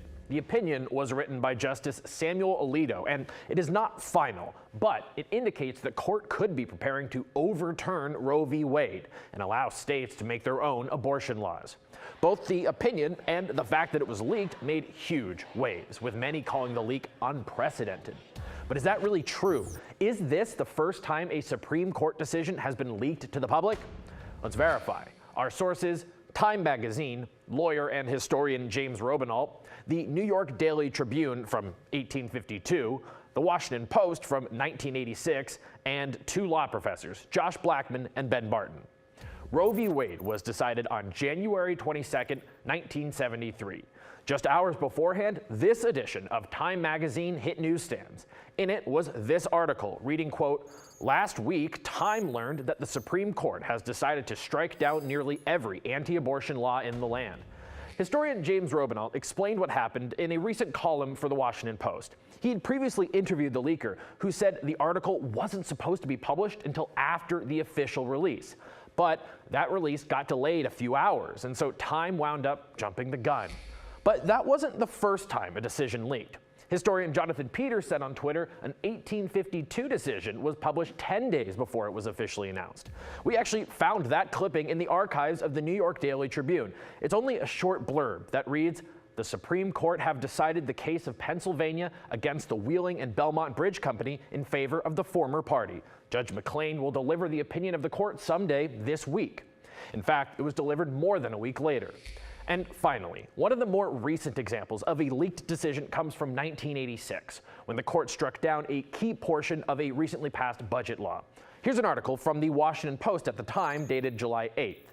It reads, quote, "ABC News Supreme Court correspondent Tim O'Brien, in a rare leak from the court June 15th, reported that the law would be struck down the next day on a 7-2 vote, and that Berger was writing the opinion." O'Brien was right about the outcome, but his predicted date was off by a few weeks. So we can verify, no, this is not the first leaked Supreme Court decision. But legal scholars we talked to said it's still an... Actress Kim Cattrall isn't holding back when it comes to discussing her former Sex and the City co-stars. In an interview with Variety magazine, Kim said she and the other ladies were never friends. Instead, she refers to them as colleagues. Kim also confirmed that she turned down a third Sex and the City movie 3 different times because she didn't like the idea of her character Samantha becoming a cougar in one of the proposed storylines from the third film. She said Sam got explicit texts from Miranda's 14-year-old son. Kim also said she found out about the reboot from social media like all of us. Wow. What do you think, Erica, about Kim dishing on her co-stars? I hate that it's come to this, because you kind of want to see like your old friends, ride off into the sunset thinking that they're still, they're friends on and off the set. But I think that's just the nature of ensembles anyway. I mean, we've been at this for 5 years, so there's like a different rapport. Also how we started, but a lot of people are just kind of injected into these environments, and that's bound to happen. Yeah. We do have a lot of comments I wanted to mention too in regard to the OnlyFans nude model mom that was just on the show. Real Royalty says she needs to get her mind right and her priorities straight. Miss Bitter says her time to do whatever she wanted was before having babies. We could expect that from Miss Bitter. Touche. DBL is new every day. We will see you all tomorrow, same time, same place. Bye, guys.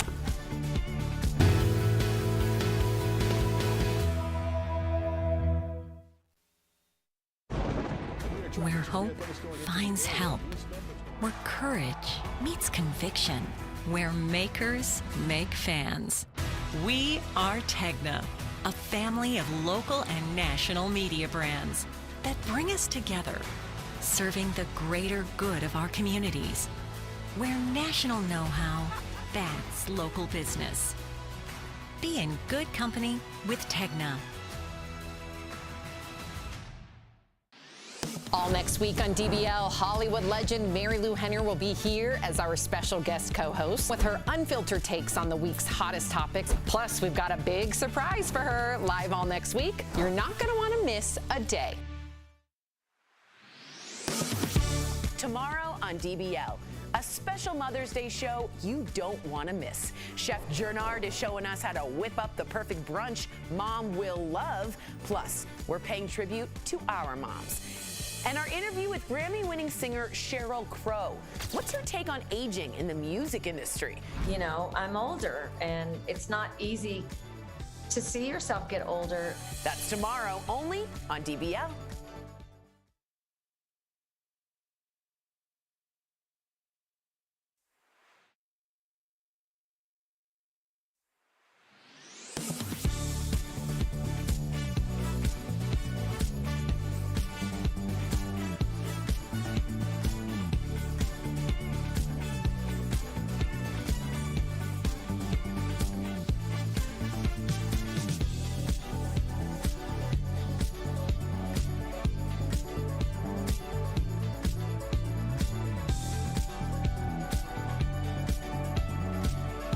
We're talking about today on Daily Blast Live. Amber Heard takes the stand in the trial against Johnny Depp. Slapped me across the face. Is she telling the truth? A body language expert who was inside the courtroom is here live with her take. New details today on Dave Chappelle's onstage assault, including the weapon the attacker had on him. Plus, Howie Mandel weighs in on the future of comedy. There shouldn't be fear for my own well-being. A Mormon mom who revealed her online sex worker secret will be here live. Why she's deciding to come clean now, and what will she do if the church finds out? And Tom Cruise makes an epic entrance at the Top Gun Maverick premiere. Oh my gosh. Are you insane? This is a sham. No. Nope. Y'all, just It's stop. finally here. Drum roll.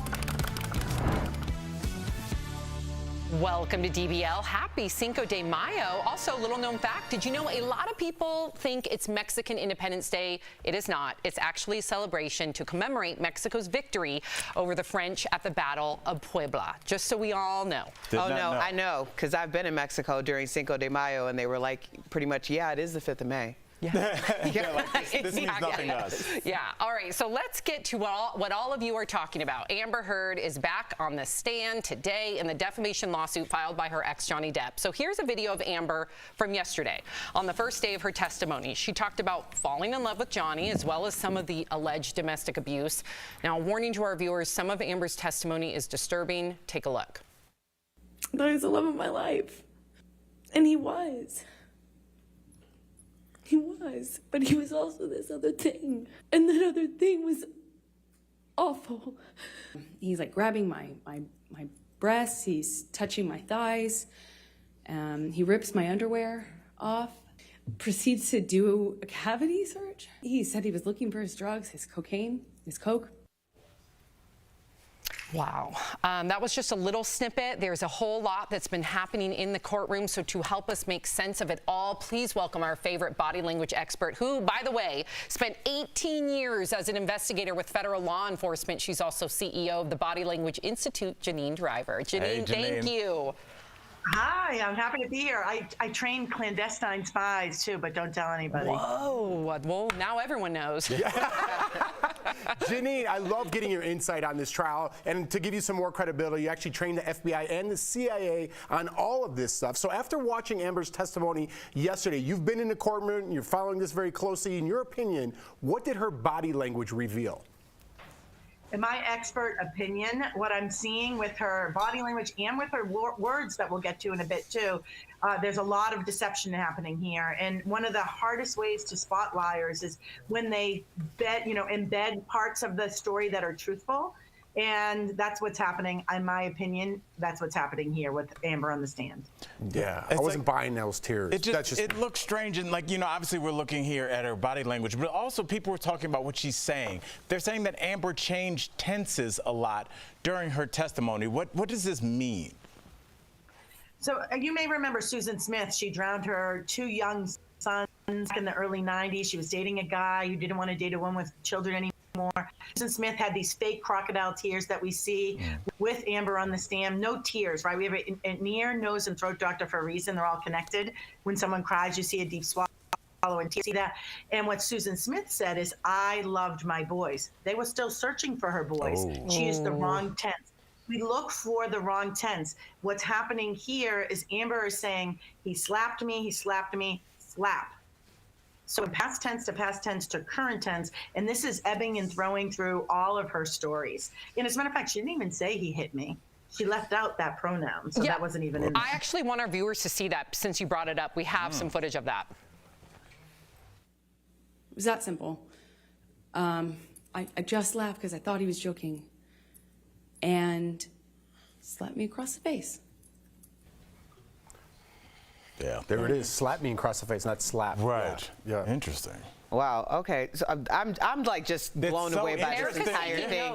Yeah, because I'm like, why do people just destroy each other like this? But let's get to, your expertise, because this is fascinating.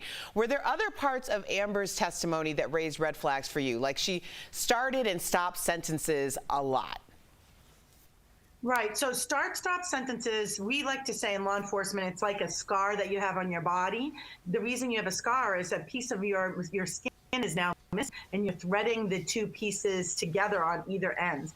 When someone has start, stop sentences, the reason we pick up on it as not being someone who's telling the truth is because a scar is created. She has removed something from the story here. So she does have start sentences several times. I myself am a survivor of domestic violence. If I were to tell you my story, there are no start stops. It goes all the way through. So this is, she's leaving out parts of her story. And she does this interesting sound effect called tutting. I think you may have pulled a clip for it. Yeah, we have it. So she was upset.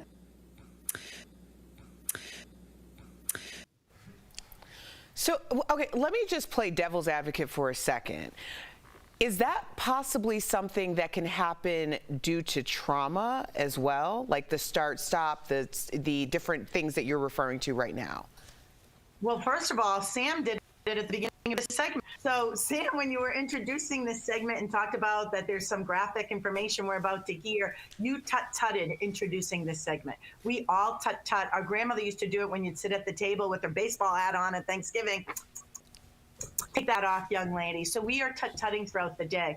You're looking for where it's out of place. Sam, it makes sense. She's tut-tutting because this is, I'm in trouble. This is, I'm disliking what I'm experiencing here. It's annoyance and impatience. And it's like, I can't stand this. Where we're hearing these tut-tuts throughout Amber's testimony, it's out of place for someone that's just telling the truth. It makes sense with Sam. Or if I say, what do you guys want for lunch today? You might go, I don't know what I want for lunch. Right. Interesting. Yeah, that's very interesting. Okay, so now that we have all seen, you especially, both Johnny and Amber's testimonies, in your opinion, who's being truthful and who do you think was the aggressor?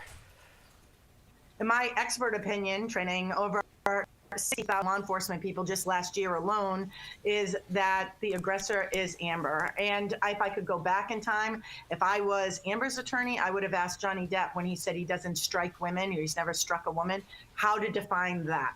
What does strike mean? Our words have meaning. Maybe he hit her in self-defense while she was hitting him, but in my opinion, she is the abuser. And what's, at the end of the day, even if she is, Dan Abrams said this earlier, no matter what happens, if one juror believes that she was abused just once, even if it was in quote unquote self-defense, and they say that, then she will win this case. Right. So, wow.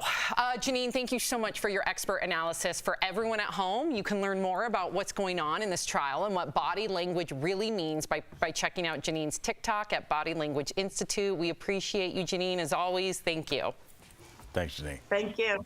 And coming up on DBL, new details on the Dave Chappelle onstage assault, including the weapon the attacker had on him. Plus, what fellow comedian Howie Mandel is saying about the future of comedy. And Tom Cruise pulls a very Tom Cruise move by showing up to the Top Gun Maverick premiere in a helicopter. Plus, we've got Lady Gaga's song from the movie Will It Be a Hit? Closed captioning provided by Daily Blast Live is always focused, always ready, always on cue, always timely. This May, don't miss a day.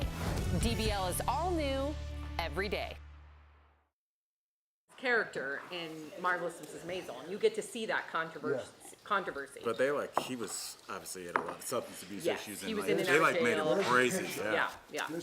All right, we're on. So we're trying to. You don't want to talk about. We're talking about Dave Chappelle next, but you don't want to talk about everything we're going to talk about. Just the tells from the. Oh yeah, let's go back to that. You know when you. I know you watch a lot of interrogations, like First 48. And I was for sure. I was looking at them for two things. One is like. You can tell sometimes, even though the person knows they should wait for their attorney, there's something about the truth where it wants to come out. It's so interesting. And you can. I was watching one of those. I was on the road this weekend. This past weekend, I was watching this guy get interrogated and killed his wife, and I noticed it was two police officers talking to him, and they were doing the good cop, bad cop, but I was looking at their body language, and one of the cops was like rocking.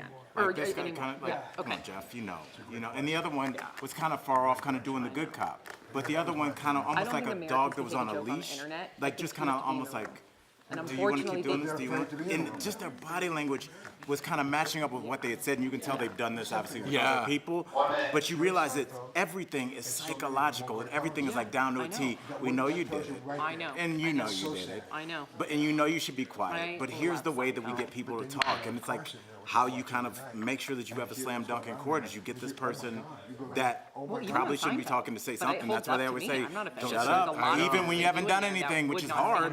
Yeah. Shut up. Well, I mean, Shut up. We've talked about that too before, like the idea of how you're representing yourself in court when you aren't speaking. Like you brought up a really good point. Like you say something truthful, no one reacts. You say something that's a lie, the natural reaction is to react, which is why you want a lawyer, you want a lawyer, you want a lawyer. And a good lawyer.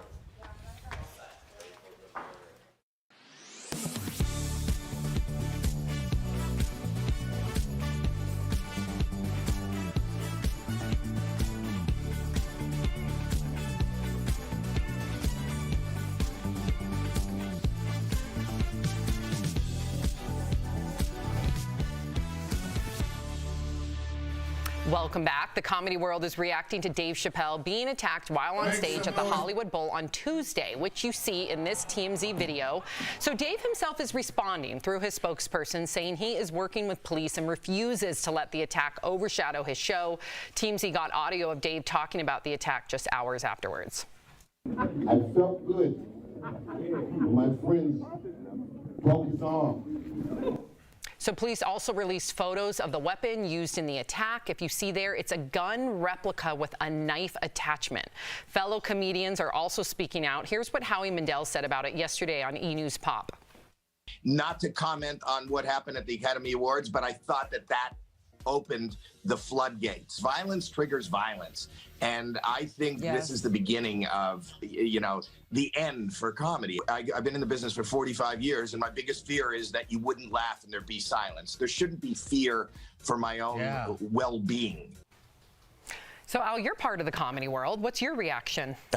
I guess he's right on a number of different accounts. There shouldn't be fear for your well-being when you're on stage, but, 16, 17 years of comedy, I don't know any comic that hasn't had somebody come on stage or throw something at them really worth their salt. I was at the Comedy and Magic Club in Hermosa Beach when it's on TMZ where a woman threw a wine glass at John Caparulo from maybe a half a foot away, a full glass of wine. And that's an incredibly run club, maybe one of the best in the country. And they had security on staff, but a lot of times you go to comedy clubs, there's one way in, there's one way out. It's basically a back room. So somebody could have a lot of access to an A-list celebrity before any security got over there. And then when that security gets there, what are we talking about? A door guy? A big waiter? A big chef? So it's a really scary thing. And I think, Erica, we are in this weird place where everybody's talking about free speech, but we are taking our comics and marginalizing what they say, and we're putting them on this island where now we don't want to hear anything that goes against anything that we might think.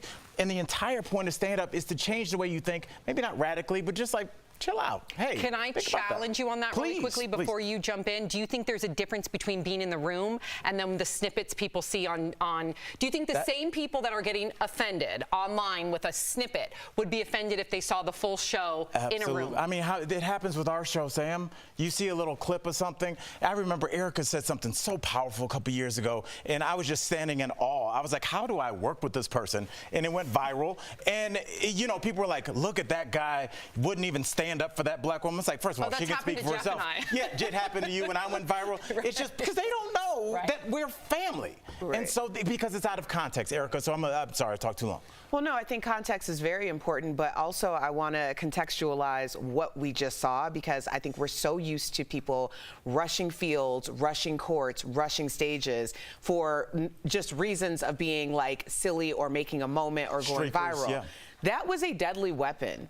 Had that gone one way or the other in a split second, Dave Chappelle could not even be here today. So I don't want to conflate the idea that, you know, someone rushed the stage again. No, this was not someone rushing the stage again. This was attempted murder. Like, he could have killed that man. So I really think that people are looking at this as just another incident. It's not, and people are obviously becoming more emboldened. And Al's absolutely right. The pendulum has swung, and it will continue to swing. But there has to be some neutralization of what we're doing, because I'm telling you, not only is comedy at risk, there's a lot of other mediums that are at risk. I mean, our platform is truly at risk. So, I mean, it's up to America what type of country we want to live in, but we might want to think about what is actionable and what isn't. Well said.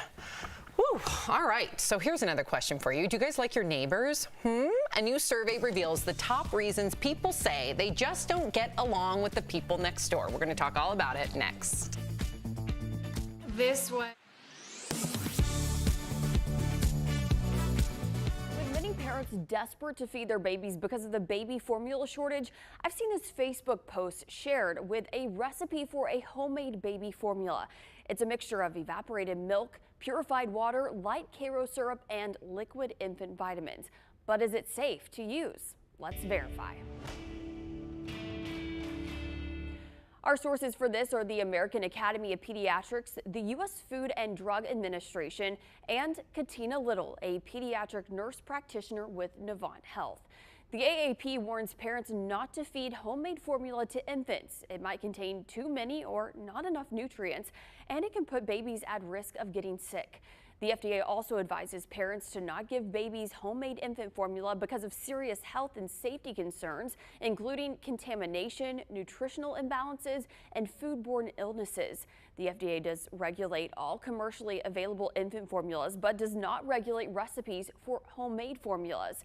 And Little agrees with all of this. It is not safe to make your own formula. There are several reasons that go along with that. One of the biggest is just the risk factor of not mixing it correctly.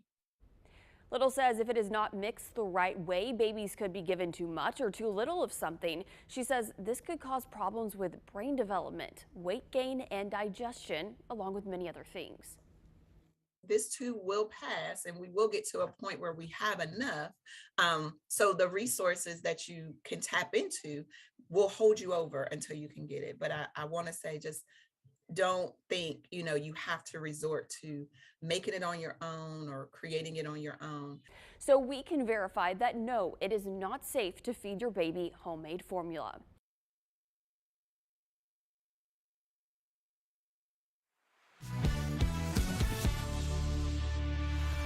Welcome back. Love thy neighbor?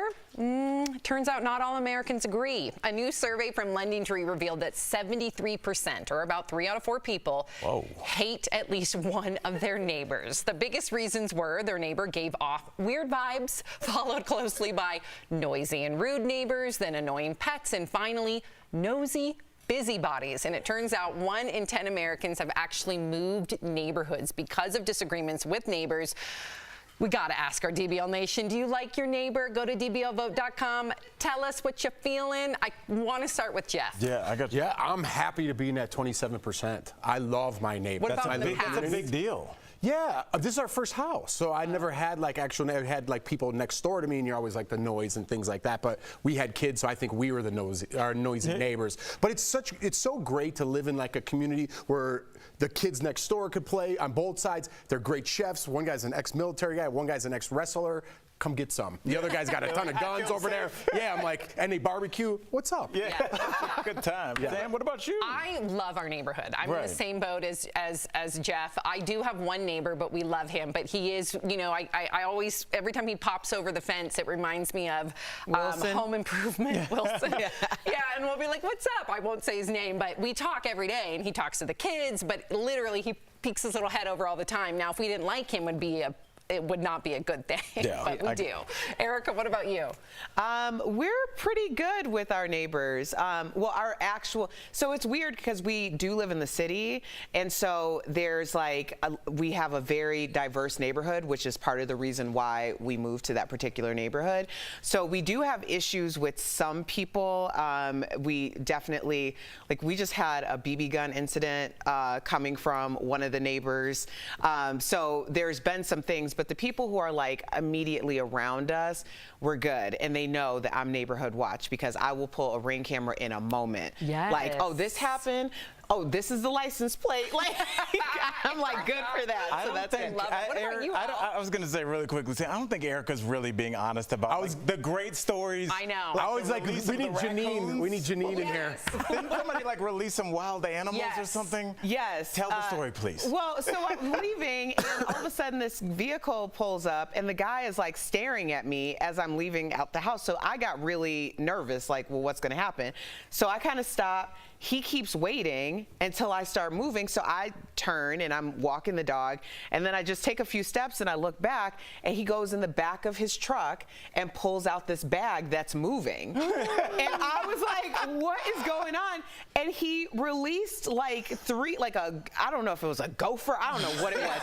There were three of them, and they go scurrying across, over across the street into our backyard. I don't know what happened to them. I never saw them. They should have been really, okay, Erica sent me this video and I died because it was first of all, there's things that happen all the time on your Ring camera. Erica catches it left and right. You're right about that. However, when you release an animal, you release it in a pasture or a field. He released it in front of Erica's house. Yeah. He wasn't following through on his job. He just read a different website. I thought it said Erica's house, not the wildlife. So weird. So weird. I know. But I feel that you had one past neighbor story. There had to have been with you. Past. Even if it's an apartment building where you clashed heads. I had roommates I've clashed heads with. I think the roommate, it depends on if you've lived in a lot of big cities, obviously you can't buy a house, so it's the weird neighbors. I think for me, and I kind of see we have a situation where, I don't know if it's a rental situation, but it seems like every 9 months there's just brand new people, so it's new energy. Sometimes it's quiet, and sometimes there's drunken arguments in the back that we're oh, that was funny. You know? It is entertaining. It's interesting. I'm here for it. I had a neighbor back in Hollywood. We lived in this courtyard, and it was very Melrose Place-like, if you've seen the TV show, where all of you face and Melrose Place was a pool, but we had a fountain. And there was one neighbor that was very odd. She would come over and say that she had relations with a ghost. Yeah. Oh, you told me about her. Yeah. And she wouldn't leave. And I'd be like, okay, well, hope you have a good day. And then knock, knock, knock. Oh, do you mind if I give a tour of your house to a friend of mine? What? Why? Yes. So yeah, there are those neighbors where you're just okay, bye. Let's see the final vote. 61% of you say yes. Oh, wow. You do like your neighbor. That's a good thing. That's great. All right. Coming up on DBL, Kim Cattrall is finally talking about where she stands with Sex and the City. What's her side of the story? Promotional consideration is brought to you by The Supreme Court has confirmed that a draft opinion on abortion rights leaked to Politico is legitimate. The opinion was written by Justice Samuel Alito, and it is not final, but it indicates the court could be preparing to overturn Roe v. Wade and allow states to make their own abortion laws. Both the opinion and the fact that it was leaked made huge waves, with many calling the leak unprecedented. But is that really true? Is this the first time a Supreme Court decision has been leaked to the public? Let's verify. Our sources: Time Magazine, lawyer and historian James Robinalt, the New York Daily Tribune from 1852, the Washington Post from 1986, and two law professors, Josh Blackman and Ben Barton. Roe v. Wade was decided on January 22nd, 1973. Just hours beforehand, this edition of Time Magazine hit newsstands. In it was this article reading, quote, "Last week, Time learned that the Supreme Court has decided to strike down nearly every anti-abortion law in the land." Historian James Robinault explained what happened in a recent column for the Washington Post. He had previously interviewed the leaker, who said the article wasn't supposed to be published until after the official release. But that release got delayed a few hours, and so Time wound up jumping the gun. But that wasn't the first time a decision leaked. Historian Jonathan Peters said on Twitter an 1852 decision was published 10 days before it was officially announced. We actually found that clipping in the archives of the New York Daily Tribune. It's only a short blurb that reads, "The Supreme Court have decided the case of Pennsylvania against the Wheeling and Belmont Bridge Company in favor of the former party. Judge McClain will deliver the opinion of the court someday this week." In fact, it was delivered more than a week later. And finally, one of the more recent examples of a leaked decision comes from 1986, when the court struck down a key portion of a recently passed budget law. Here's an article from the Washington Post at the time, dated July 8th. It reads, quote, "ABC News Supreme Court correspondent Tim O'Brien, in a rare leak from the court June 15th, reported that the law would be struck down the next day on a 7-2 vote, and that Berger was writing the opinion." O'Brien was right about the outcome, but his predicted date was off by a few weeks. So we can verify, no, this is not the first leaked Supreme Court decision. But legal scholars we talked to said it's still an historic occurrence. This is the first time a complete draft opinion has ever been leaked. Leaking the outcome and even a proposed vote tally is really different than leaking these early versions of the opinion where you're getting the inside voice of the Supreme Court. Word of decisions has leaked out, and that's unfortunate, but never a draft decision leaked out months in advance. This is simply startling. With your Verify, I'm Casey Decker. All next week on DBL, Hollywood legend Mary Lou Henner will be here as our special guest co-host. Along with her unfiltered takes on the week's hottest topics, she'll tell us all about her start in the original production of Grease and her wild times behind the scenes of her hit show Taxi. Mary Lou Henner is like, we have a history. You know what I'm saying? Danny's a blast and a great kisser. Plus, we've got a big surprise for her live all next week. You're not going to want to miss a day. All next week on DBL, Hollywood legend Mary Lou Henner will be here as our special guest co-host. Along with her unfiltered takes on the week's hottest topics, she'll tell us all about her start in the original production of Grease and her wild times behind the scenes of her hit show Taxi. Mary Lou Henner is like, we have a history. You know what I'm saying? Danny's a blast and a great kisser. Plus, we've got a big surprise for her live all next week. You're not going to want to miss a day, only on DBL.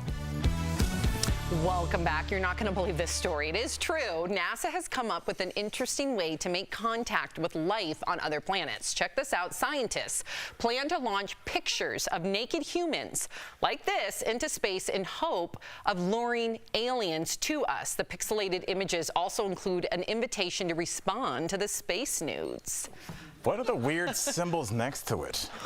Let's see it again. Yeah, Can we see it? Look at Erica's face. I want to see the symbols. Who got paid to do this? And are we paying for this? Is Probably. And like, do we want to show them our vulnerable areas? Why don't we send out like the best of the best?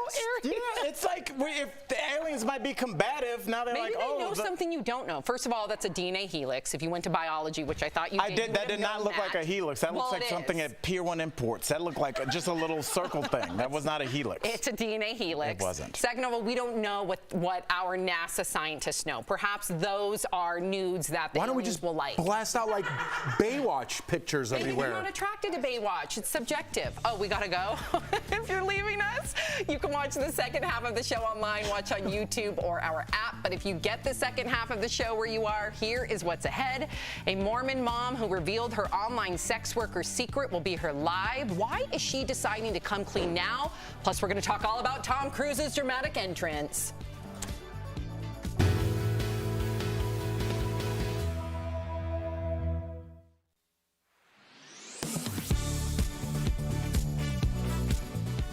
Hours after Elon Musk announced he was buying Twitter in a $44 billion deal, some social media users began wondering what happened to a charitable deal that Musk offered. A post by podcast host Brian Tyler Cohen with more than 500,000 likes claims Musk told the UN that he would donate $6 billion to help end world hunger, but he never delivered. So let's verify. Did Elon Musk tweet that he would donate $6 billion to the UN World Food Program to fight world hunger? Our sources are the UN's World Food Program, tweets from Elon Musk, and reply tweets by David Beasley, the chief of the WFP. The controversy started on October 31st, 2021, when CNN published a story that claimed 2% of Musk's wealth would solve world hunger and cited the WFP. Musk responded by challenging the WFP to explain how $6 billion would help solve world hunger and offered to sell Tesla stock to do it. Beasley replied to clarify that the money could help save 42 million people on the brink of starvation and not completely solve world hunger. The two men exchanged some tweets before Musk asked for a detailed accounting of the WFP's spending. The WFP followed through 2 weeks later, and Beasley tagged Musk in a tweet with a link to the plan, but the billionaire never responded. So, yes, Elon Musk did tweet that he would donate $6 billion to the UN World Food Program to fight world hunger. A filing where the Securities and Exchange Commission shows Musk donated nearly $6 billion worth of Tesla stock a few days after the WFP published its plan. However, it's not known where that money went because the WFP told Fortune it has yet to receive a donation from Musk. With your Verify, I'm Brandon Lewis.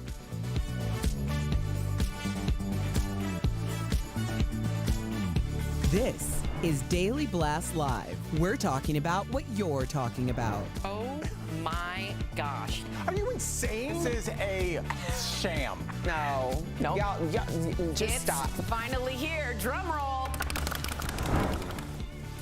Well, welcome to DBL. I can't wait for you guys to see Tom Cruise's very dramatic, epic entrance to the world premiere of Top Gun Maverick. So Tom flew in on a helicopter to the event at San Diego's North Island Navy base. That's how I'm going to go to my high school reunion. That'd be amazing. Despite earlier reports that Tom flew the helicopter, he confirmed that he was just a passenger. This movie comes 36 years after the original Top Gun was released. It was supposed to be released last year, but it was delayed due to the pandemic.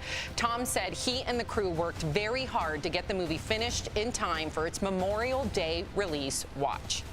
I called all the theater owners. I said, listen, I promise you, this movie's coming. You know, do not, we're going to be there. You be there, I'll be there, I promise you. And I said, I give you my word. I'm going to give it everything I have to deliver for you and for the audience that has been waiting 36 years. I'm not going to stop. I will not do it. And to see them have that experience, it just meant the world to me.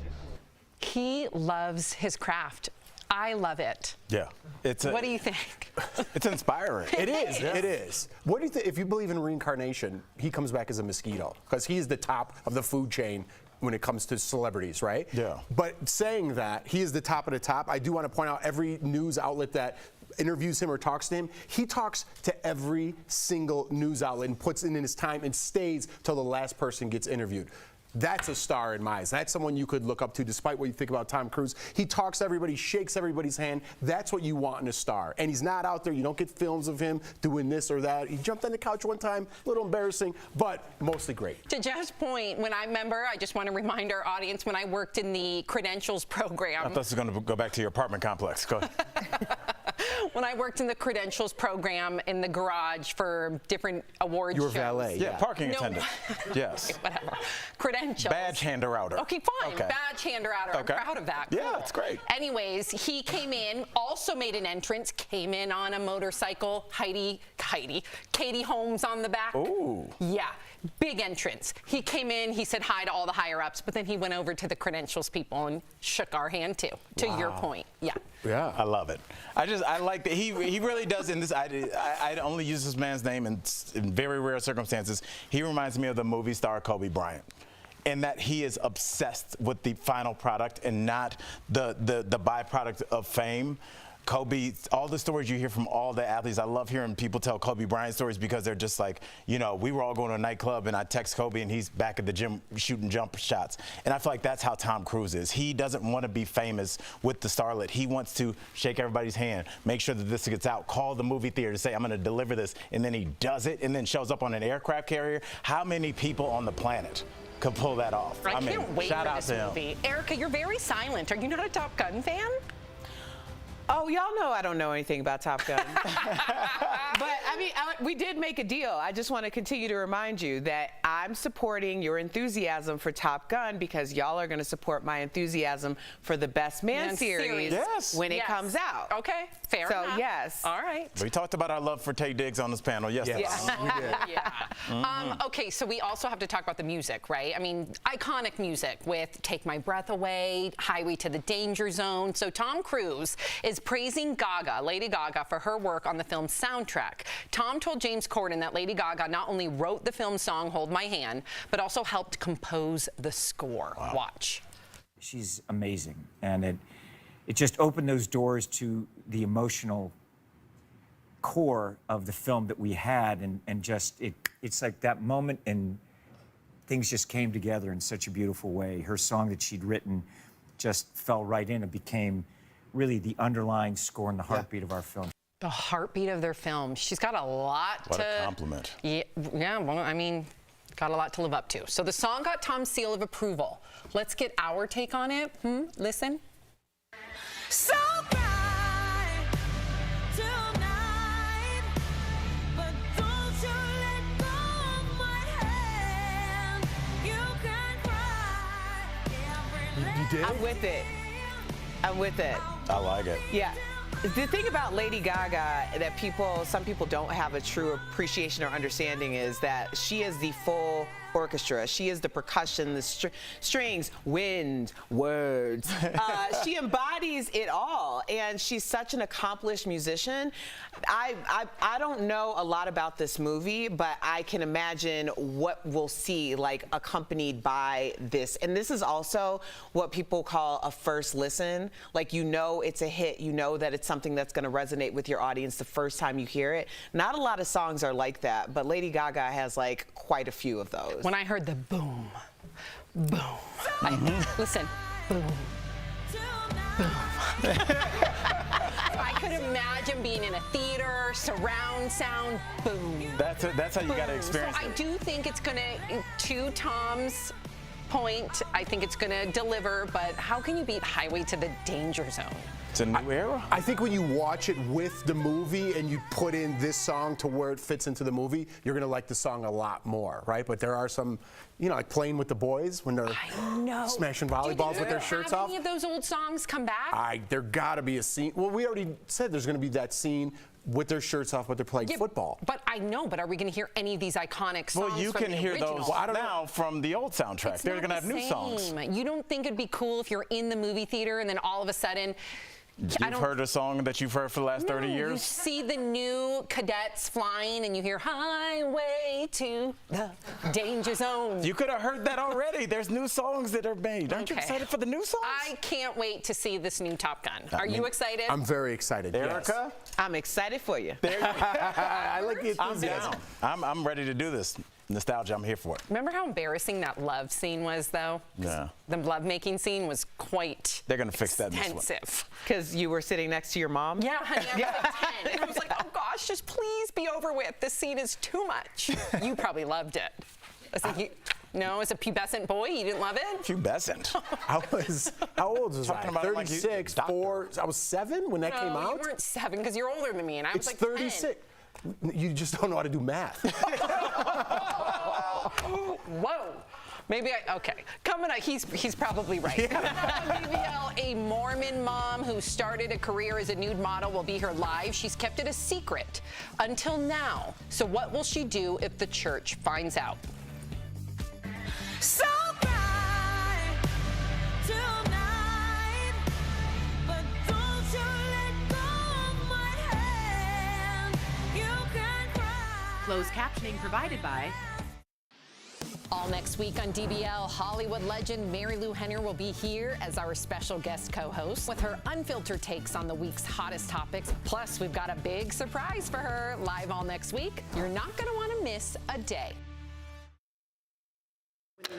All right, so yeah, we're doing the math. So I'm 43, so if it came out 36 years ago, I was 7. You congratulated him for that award. So that seems crazy because I felt like that came out when I was at least in high school or in college, and that's not the case. You just rewatch it. Erica has no reference.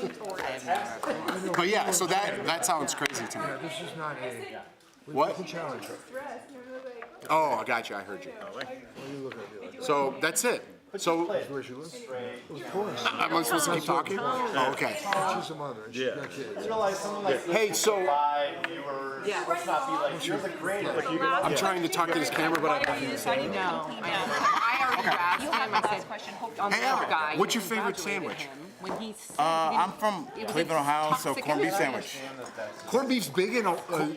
It's so weird. See that face Sheray's making? It's not. I thought that was a New York thing. Look, no, it's New York, Cleveland to an extent. Why is Cleveland known for I corned beef? don't know why. There's a lot of known for bodega breakfast sandwiches and not corned beef. Well, there's a huge. Yeah, but there's a delis. big Jewish population, delis. obviously in New York, and there's a big Jewish population in Cleveland, and so there's a lot of Jewish delis. So you get that fresh rye bread, get the rye gold bread, stadium mustard, yum. and then it's throw like some lean, stacked. big, fat corned beef sandwich.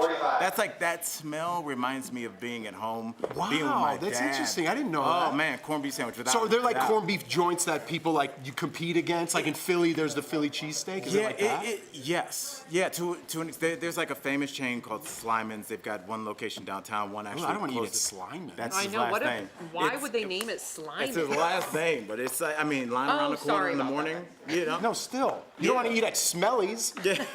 You know, That's my last Smelly's name. Delis, just because it rhymes doesn't mean it's great. That would be. It's like Smelly Kelly. That's no good.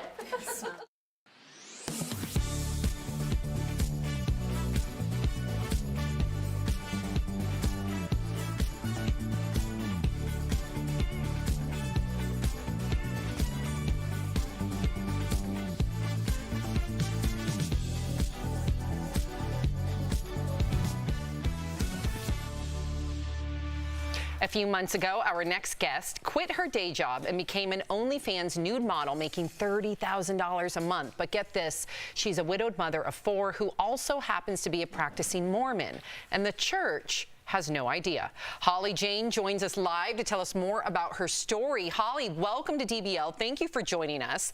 First and foremost, why did you want to start an OnlyFans page? Yes, so I grew up in the Mormon church in a very conservative home where I was taught that I needed to dress modestly, and I secretly always wanted to be an adult model. I idolized models such as Carmen Electra, Jenny McCarthy.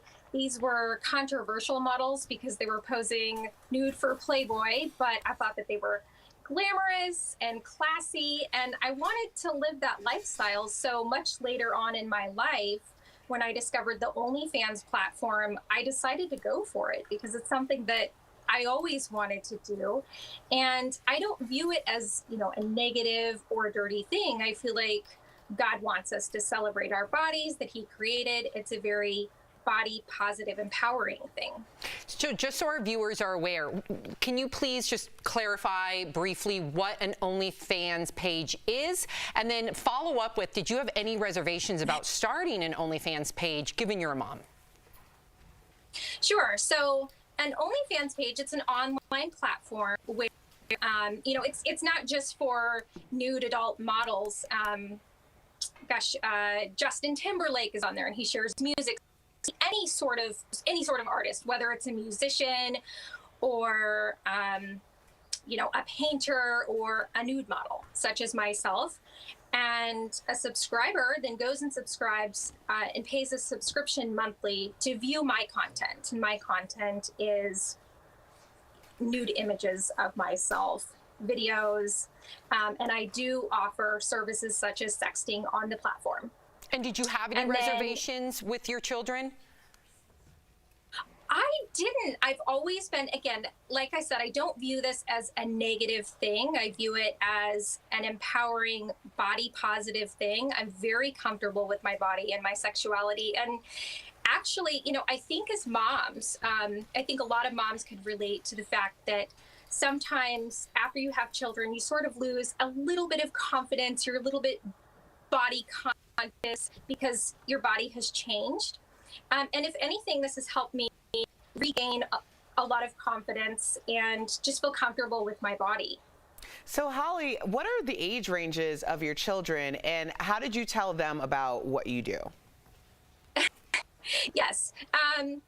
So age ranges, I have a toddler and my oldest is 19 years old. My 13-year-old is actually the only child that does know that I'm doing this. I was actually discovered by a classmate of hers on social media. This classmate did not have access to my OnlyFans page. I was seen on social media. So I had to have a sit-down conversation with my daughter and explain that there are a lot of misconceptions as to what this involves and entails, and that it's really no different than someone posing for Playboy, which, by the way, I'm also now on a centerfold platform. Well, Holly, I'm going to be really honest. I have no issue with what you do. I mean, if I could do it, I would do it too for $30,000 a month. But I'm kind of like a little confused because you said you had a 19-year-old who doesn't know, but you're on this platform right now talking about it. So is like, what's the, like, I guess I'm just confused as to why. He'll know now is what you're saying. Right. Yeah. Like, did you, are you preferring that he finds out publicly?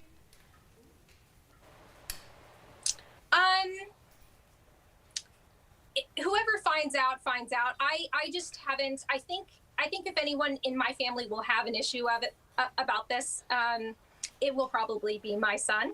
So I haven't had that sit down conversation yet. My son's in college. He's in a military program. He's had a very busy year. So I really haven't had the opportunity to sit him down. He'll be home on Mother's Day. So, you know what? He may see me on television today. I don't know. But we will have that conversation this weekend just to rip the Band-Aid off. And I think you're going to have a couple of conversations clear the air after this, because the Mormon Church, they don't even know that you do this. How do you think the Mormon Church is going to react to you doing this? They will be upset. Obviously, they won't be happy about this. I will most likely be counseled, and I could potentially face excommunication. I am prepared for that conversation. I enjoy attending the church. My kids enjoy attending. I feel like I'm an adult and I can choose the career path that I choose and still have my faith and attend. I really feel like I should be making a choice. And if I need to make a choice, I'm just going to take it publicly, and we're going to have that battle. And Holly, I'm going to jump in here really quickly. I'm going to speak for our audience here and asking the question, why did you want to go public before you went private and talk to your kids? Like, why do you think it's better to go public first? Sure. You know, I'm not so concerned about the conversation with my kids. If I need to have that conversation, I will. I don't think that's something that will ultimately affect our relationship. I've had this question asked before, and my answer is I want to get ahead of it. I don't want to be discovered by my bishop and the church. I want to be the one to tell my story. I want to be the one to explain why I'm doing this, why I think it's acceptable, and say, I'm doing this, I'm proud of it, this is my story, rather than to be discovered by someone in the church, and then they tell my bishop, and then I'm called into the office. Well, Holly, we thank you for sharing your story with us, and we hope that it all... This is your quote-unquote coming out party, in a way, right? We'll be right back. It is. It is. Yeah. Thank you.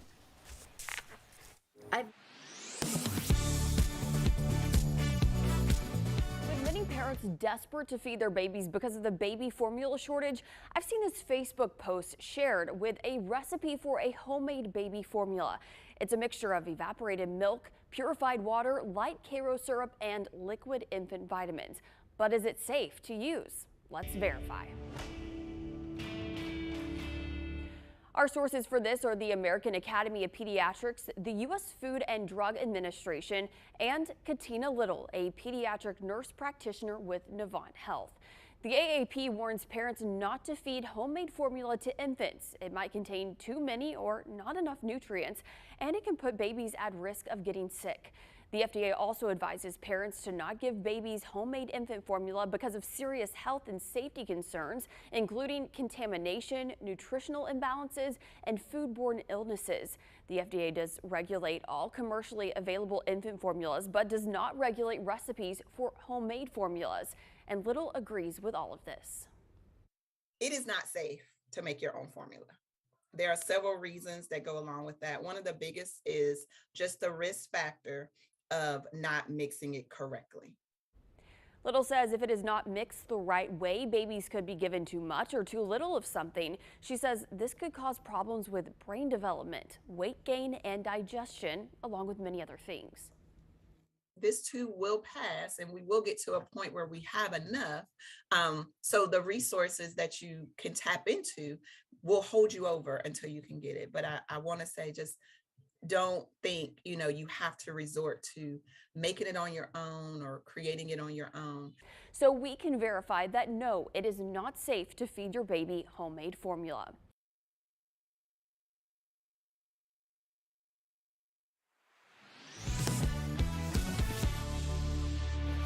Mother's Day is this weekend. Yes, and for those last-minute shoppers, we've got you covered. Check out these deals from our friends at Morning Save.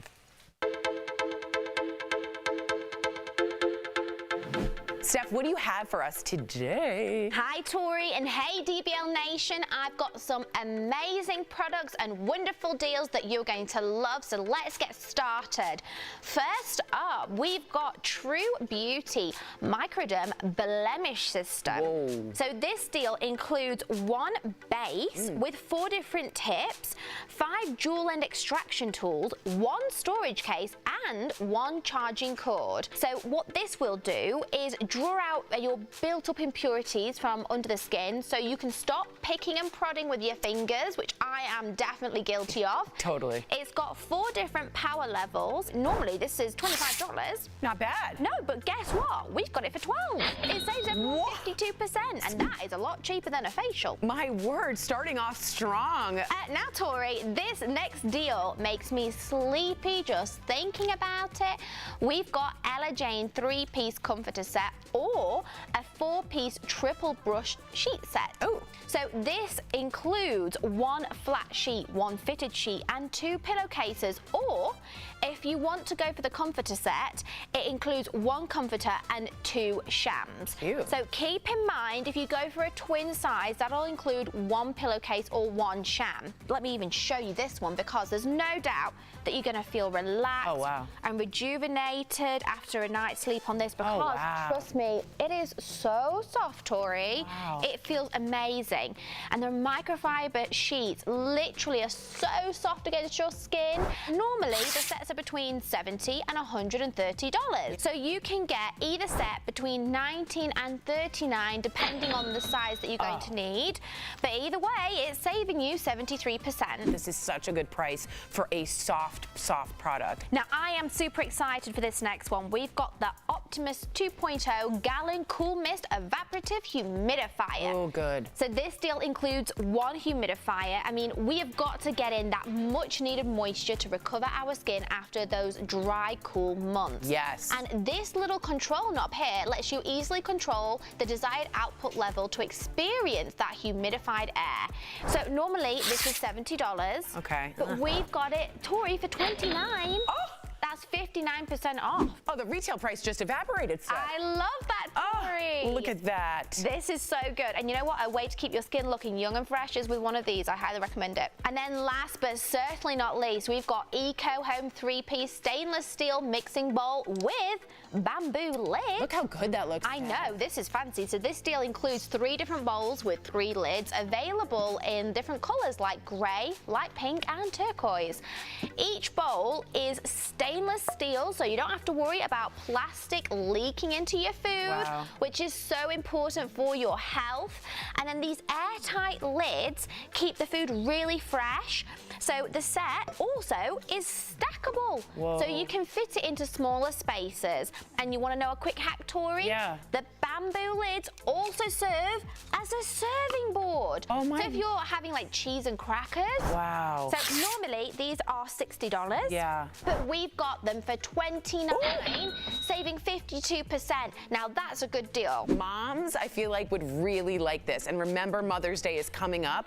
But look how fabulous that looks. Even with lemons or like fruit. Oh, fabulous. Exactly, multifunctional. Right? All right, head on over to morningsave.com to snag these amazing deals at the lowest prices. You can even just scan that QR code on screen right with your phone, or visit morningsave.com on your smartphone as well. Thank you so, so much, Steph. We'll be right back. Tomorrow on DBL, a special Mother's Day show you don't want to miss. Chef Jernard is showing us how to whip up the perfect brunch Mom will love. Plus, we're paying tribute to our moms. And our interview with Grammy-winning singer Sheryl Crow. What's her take on aging in the music industry? You know, I'm older, and it's not easy to see yourself get older. That's tomorrow, only on DBL.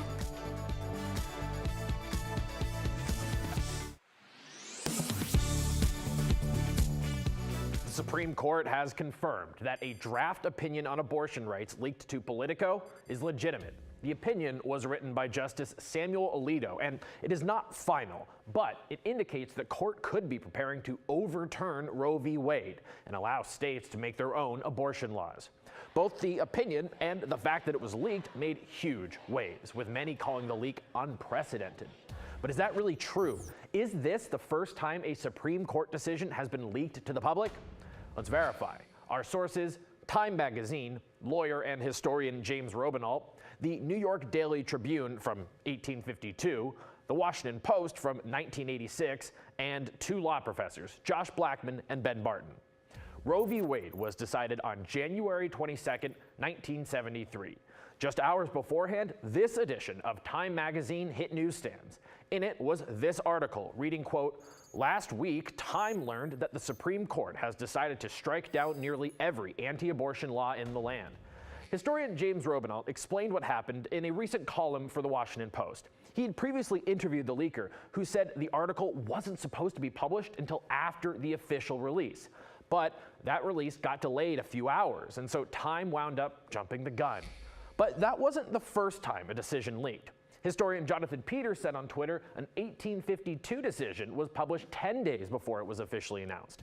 We actually found that clipping in the archives of the New York Daily Tribune. It's only a short blurb that reads, "The Supreme Court have decided the case of Pennsylvania against the Wheeling and Belmont Bridge Company in favor of the former party. Judge McClain will deliver the opinion of the court someday this week."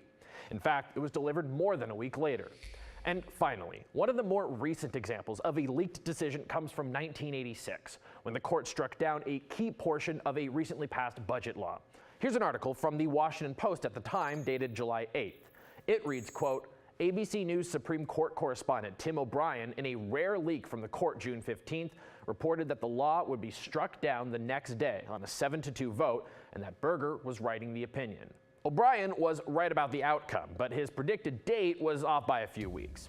So we can verify, no, this is not the first leaked Supreme Court decision. But legal scholars we talked to said it's still an...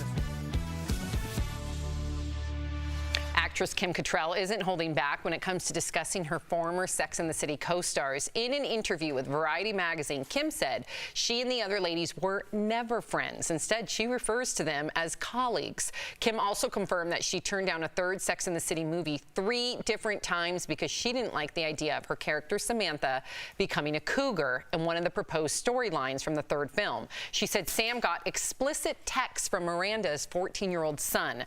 Kim also said she found out about the reboot from social media like all of us. Wow. What do you think, Erica, about Kim dishing on her co-stars?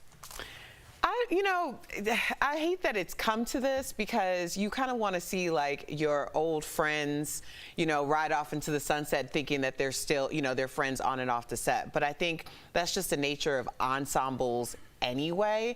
I mean, we've been at this for 5 years, so there's like a different rapport. Also how we started, but a lot of people are just kind of injected into these environments, and that's bound to happen. Yeah. We do have a lot of comments I wanted to mention too in regard to the OnlyFans nude model mom that was just on the show.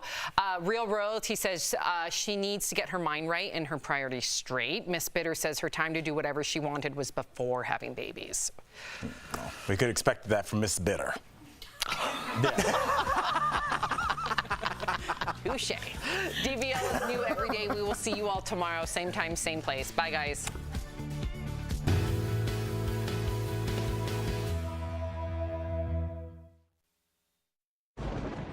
Where hope finds help. Where courage meets conviction. Where makers make fans. We are Tegna, a family of local and national media brands that bring us together, serving the greater good of our communities. Where national know-how backs local business. Be in good company with Tegna. All next week on DBL, Hollywood legend Mary Lou Henner will be here as our special guest co-host with her unfiltered takes on the week's hottest topics. Plus, we've got a big surprise for her live all next week. You're not going to want to miss a day. Tomorrow on DBL, a special Mother's Day show you don't want to miss. Chef Gernard is showing us how to whip up the perfect brunch Mom will love. Plus, we're paying tribute to our moms. And our interview with Grammy-winning singer Sheryl Crow. What's your take on aging in the music industry? You know, I'm older, and it's not easy to see yourself get older. That's tomorrow, only on DBL.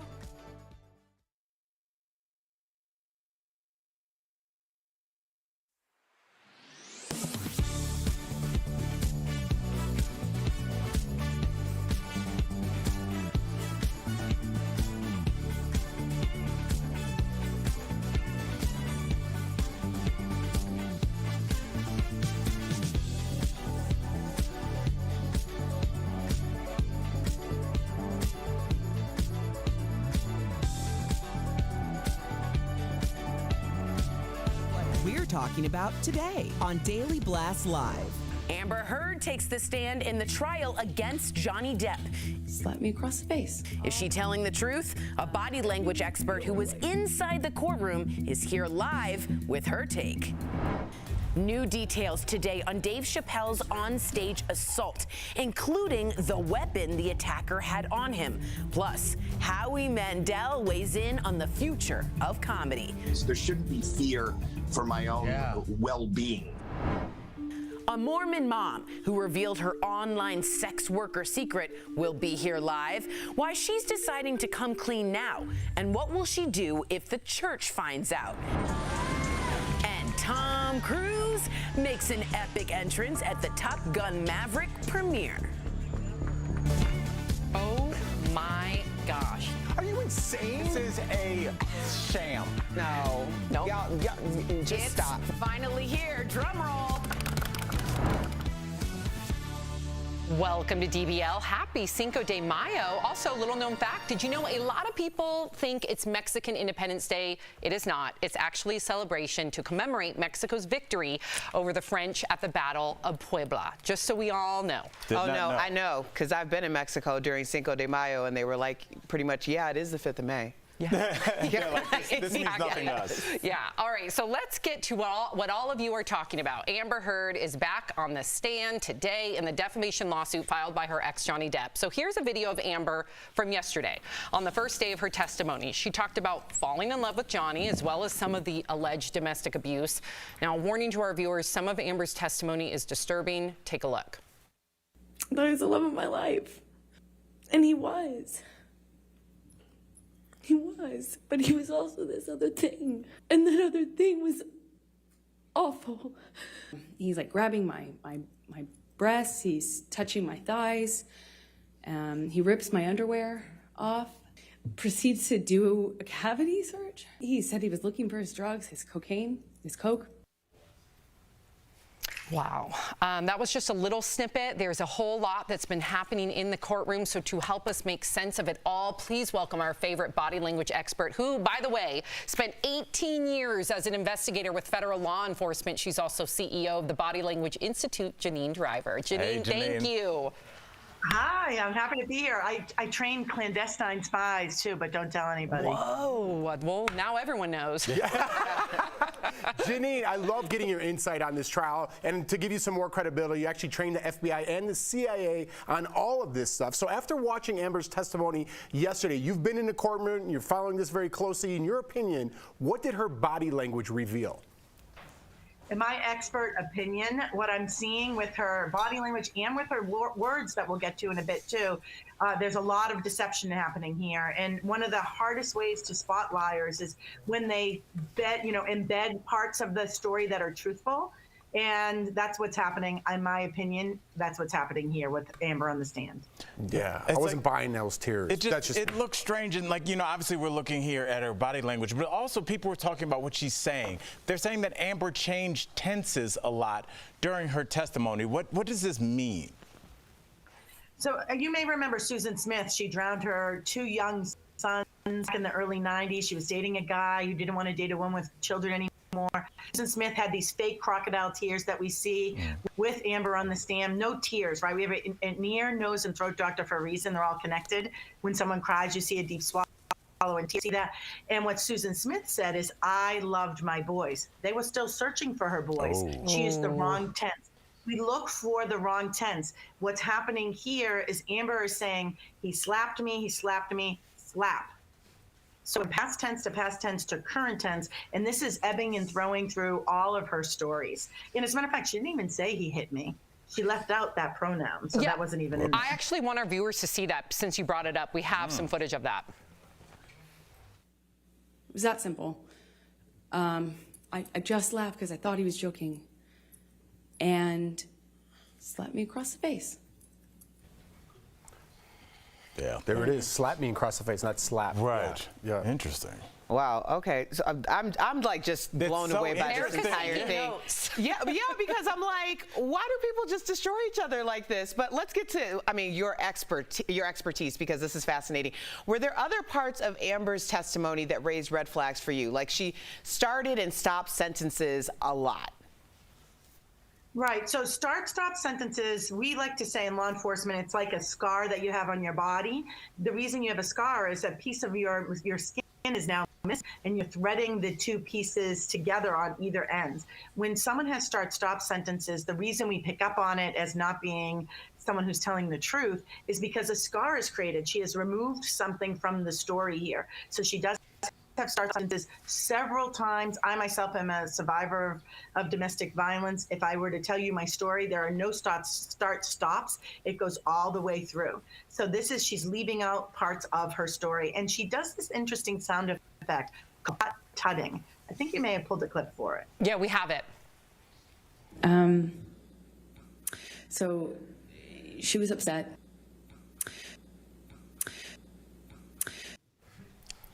So, okay, let me just play devil's advocate for a second.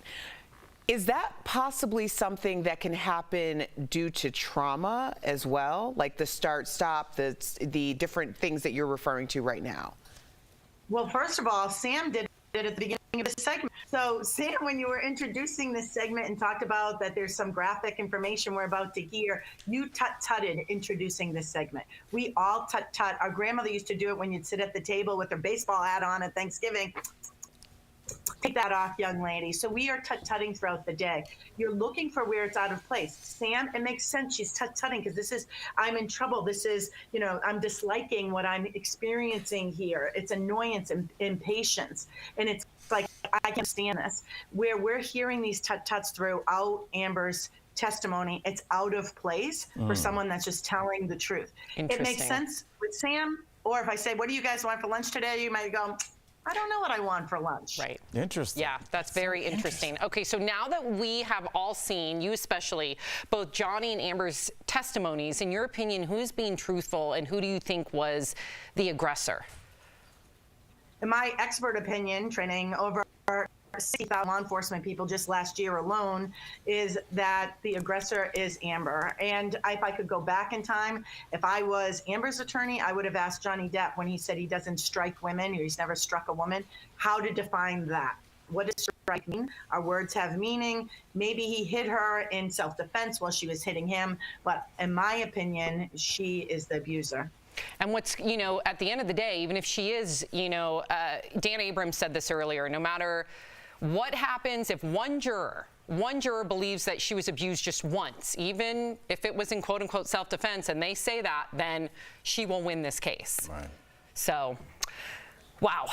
Janine, thank you so much for your expert analysis. For everyone at home, you can learn more about what's going on in this trial and what body language really means by checking out Janine's TikTok at Body Language Institute. We appreciate you, Janine, as always. Thank you. Thanks, Janine. Thank you. And coming up on DBL, new details on the Dave Chappelle onstage assault, including the weapon the attacker had on him. Plus, what fellow comedian Howie Mandel is saying about the future of comedy. And Tom Cruise pulls a very Tom Cruise move by showing up to the Top Gun Maverick premiere in a helicopter. Plus, we've got Lady Gaga's song from the movie Will It Be a Hit?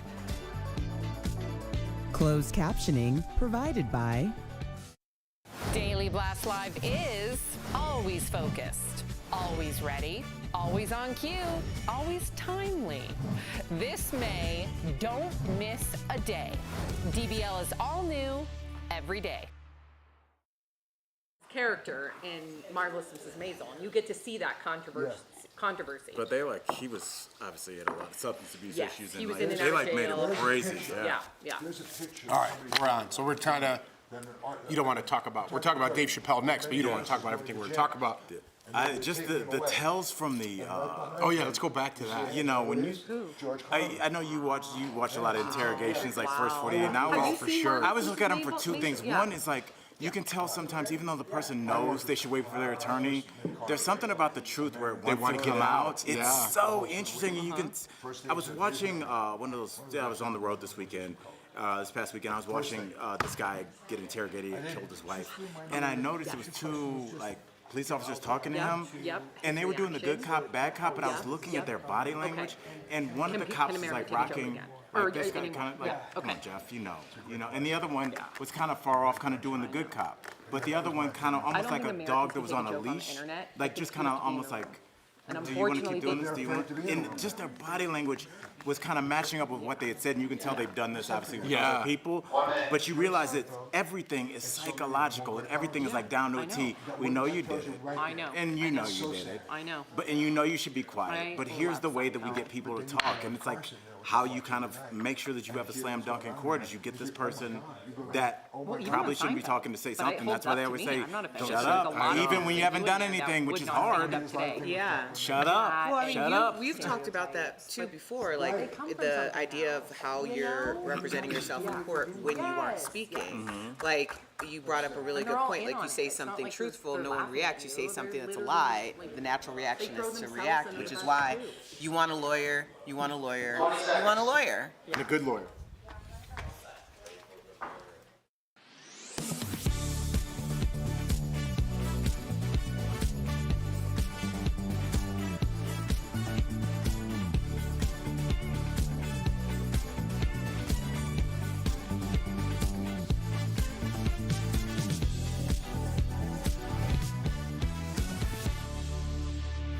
Welcome back. The comedy world is reacting to Dave Chappelle being attacked while on stage at the Hollywood Bowl on Tuesday, which you see in this TMZ video.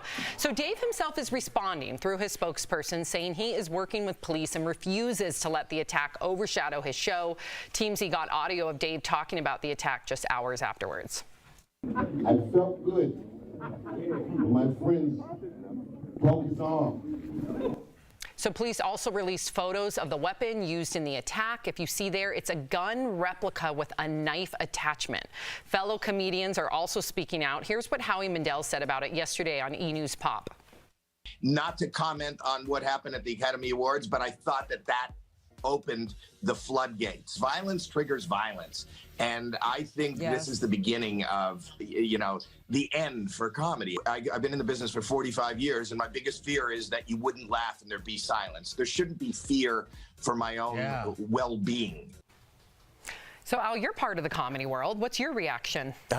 I guess he's right on a number of different accounts. There shouldn't be fear for your well-being when you're on stage, but, 16, 17 years of comedy, I don't know any comic that hasn't had somebody come on stage or throw something at them really worth their salt. I was at the Comedy and Magic Club in Hermosa Beach when it's on TMZ where a woman threw a wine glass at John Caparulo from maybe a half a foot away, a full glass of wine. And that's an incredibly run club, maybe one of the best in the country. And it, you know, they had security on staff, but a lot of times you go to comedy clubs, there's one way in, there's one way out. It's basically a back room. So somebody could have a lot of access to an A-list celebrity before any security got over there. And then when that security gets there, what are we talking about? A door guy? A big waiter? A big chef? So it's a really scary thing. And I think, Erica, we are in this weird place where everybody's talking about free speech, but we are taking our comics and marginalizing what they say, and we're putting them on this island where now we don't want to hear anything that goes against anything that we might think. And the entire point of stand-up is to change the way you think, maybe not radically, but just like, chill out. Hey, can I challenge you on that really quickly before you jump in? Do you think there's a difference between being in the room and then the snippets people see on do you think the same people that are getting offended online with a snippet would be offended if they saw the full show in a room? I mean, it happens with our show, Sam. You see a little clip of something. I remember Erica said something so powerful a couple years ago, and I was just standing in awe. I was like, how do I work with this person? And it went viral. And, you know, people were like, look at that guy, wouldn't even stand up for that black woman. It's like, first of all, she can speak for herself. Yeah, it happened to you when I went viral. Right. It's just because they don't know that we're family. Right. And so, because it's out of context, Erica, so I'm sorry I talked too long. Well, no, I think context is very important, but also I want to contextualize what we just saw, because I think we're so used to people rushing fields, rushing courts, rushing stages for just reasons of being like silly or making a moment or going viral. Yeah. That was a deadly weapon. Had that gone one way or the other in a split second, Dave Chappelle could not even be here today. Mm-hmm. So I don't want to conflate the idea that, you know, someone rushed the stage again. No, this was not someone rushing the stage again. This was attempted murder. Like, he could have killed that man. So I really think that people are looking at this as just another incident. It's not, and people are obviously becoming more emboldened. And Al's absolutely right. The pendulum has swung, and it will continue to swing. But there has to be some neutralization of what we're doing, because I'm telling you, not only is comedy at risk, there's a lot of other mediums that are at risk. I mean, our platform is truly at risk. So, I mean, it's up to America what type of country we want to live in, but we might want to think about what is actionable and what isn't. Well said. Whew. All right, so here's another question for you. Do you guys like your neighbors? A new survey reveals the top reasons people say they just don't get along with the people next door. We're going to talk all about it next. This one. With many parents desperate to feed their babies because of the baby formula shortage, I've seen this Facebook post shared with a recipe for a homemade baby formula. It's a mixture of evaporated milk, purified water, light Karo syrup, and liquid infant vitamins. But is it safe to use? Let's verify. Our sources for this are the American Academy of Pediatrics, the U.S. Food and Drug Administration, and Katina Little, a pediatric nurse practitioner with Novant Health. The AAP warns parents not to feed homemade formula to infants. It might contain too many or not enough nutrients, and it can put babies at risk of getting sick. The FDA also advises parents to not give babies homemade infant formula because of serious health and safety concerns, including contamination, nutritional imbalances, and foodborne illnesses. The FDA does regulate all commercially available infant formulas, but does not regulate recipes for homemade formulas. And Little agrees with all of this. It is not safe to make your own formula. There are several reasons that go along with that. One of the biggest is just the risk factor of not mixing it correctly.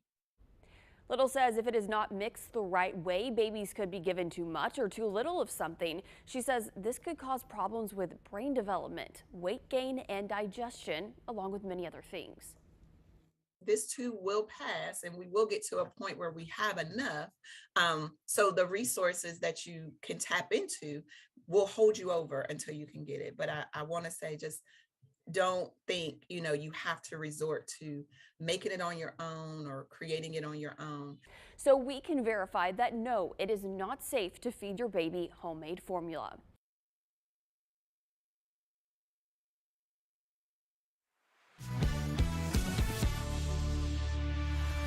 Welcome back. Love thy neighbor?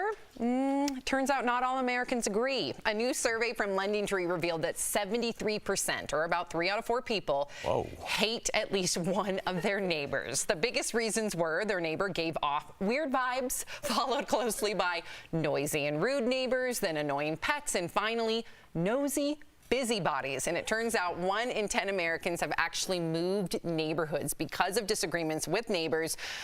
We got to ask our DBL Nation, do you like your neighbor? Go to dblvote.com. Tell us what you're feeling. I want to start with Jeff. Yeah, I'm happy to be in that 27%. I love my neighbor. What about the past? That's a big deal. Yeah, this is our first house, so I never had I had like people next door to me, and you're always like the noise and things like that. But we had kids, so I think we were the noisy neighbors. But it's so great to live in like a community where the kids next door could play on both sides. They're great chefs. One guy's an ex-military guy. One guy's an ex-wrestler. Come get some. The other guy's got a ton of guns over there. Yeah, I'm like, and they barbecue. What's up? Yeah. Good time. Sam, what about you? I love our neighborhood. I'm in the same boat as Jeff. I do have one neighbor, but we love him. But he is, I always, every time he pops over the fence, it reminds me of Home Improvement, Wilson. Yeah, and we'll be like, what's up? I won't say his name, but we talk every day, and he talks to the kids, but literally he peeks his little head over all the time. Now, if we didn't like him, it would not be a good thing, but we do. Erica, what about you?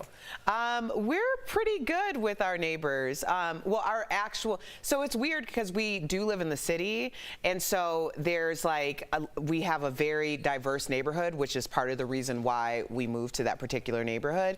So we do have issues with some people. We definitely, we just had a BB gun incident coming from one of the neighbors. So there's been some things, but the people who are immediately around us, we're good. And they know that I'm neighborhood watch because I will pull a Ring camera in a moment. Yes. Oh, this happened. Oh, this is the license plate. I'm good for that. I so that's think, it. What about you, Al? I was going to say really quickly, I don't think Erica's really being honest about the great stories. I know. I was we need Janine. We need Janine in here. Didn't somebody release some wild animals or something? Yes. Tell the story, please. Well, so I'm leaving, and all of a sudden this vehicle pulls up, and the guy is staring at me as I'm leaving out the house. So I got really nervous, well, what's going to happen? So I kind of stop. He keeps waiting until I start moving, so I turn and I'm walking the dog, and then I just take a few steps and I look back, and he goes in the back of his truck and pulls out this bag that's moving. And I was like, what is going on? And he released 3, I don't know if it was a gopher, I don't know what it was. There were 3 of them, and they go scurrying across, across the street into our backyard. I don't know what happened to them. I never saw them. They shouldn't have been really. Okay, Erica sent me this video and I died because I was like, first of all, there's things that happen all the time on your Ring camera. Erica catches it left and right. You're right about that. However, when you release an animal, you release it in a pasture or a field. He released it in front of Erica's house. Yeah. He wasn't following through on his job. He just read a different website. I thought it said Erica's house, not the wildlife. So weird. So weird. I know. But I feel like that you had one past neighbor story. There had to have been with you. Past. Even if it's an apartment building where you clashed heads. I had roommates I've clashed heads. I think the roommate, it depends on if you've lived in a lot of big cities, obviously you can't buy a house, so it's the weird neighbors. I think for me, and I kind of see we have a situation where, I don't know if it's a rental situation, but it seems like every 9 months there's just brand new people, so it's new energy. Sometimes it's quiet, and sometimes there's drunken arguments in the back that we're oh, that was funny. You know? It is entertaining. It's interesting. I'm here for it. I had a neighbor back in Hollywood. We lived in this courtyard, and it was very Melrose Place-like, if you've seen the TV show, where all of you face Melrose Place was a pool, but we had a fountain. And there was one neighbor that was very odd.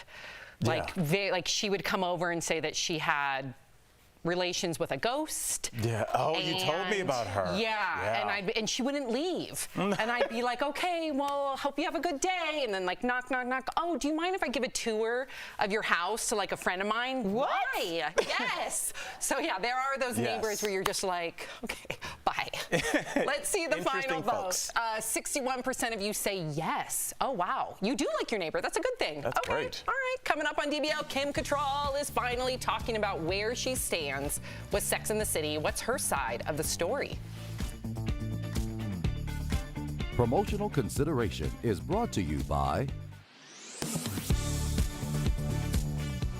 Supreme Court has confirmed that a draft opinion on abortion rights leaked to Politico is legitimate. The opinion was written by Justice Samuel Alito, and it is not final, but it indicates the court could be preparing to overturn Roe v. Wade and allow states to make their own abortion laws. Both the opinion and the fact that it was leaked made huge waves, with many calling the leak unprecedented. But is that really true? Is this the first time a Supreme Court decision has been leaked to the public? Let's verify. Our sources: Time Magazine, lawyer and historian James Robinalt, the New York Daily Tribune from 1852, the Washington Post from 1986, and two law professors, Josh Blackman and Ben Barton. Roe v. Wade was decided on January 22, 1973. Just hours beforehand, this edition of Time Magazine hit newsstands.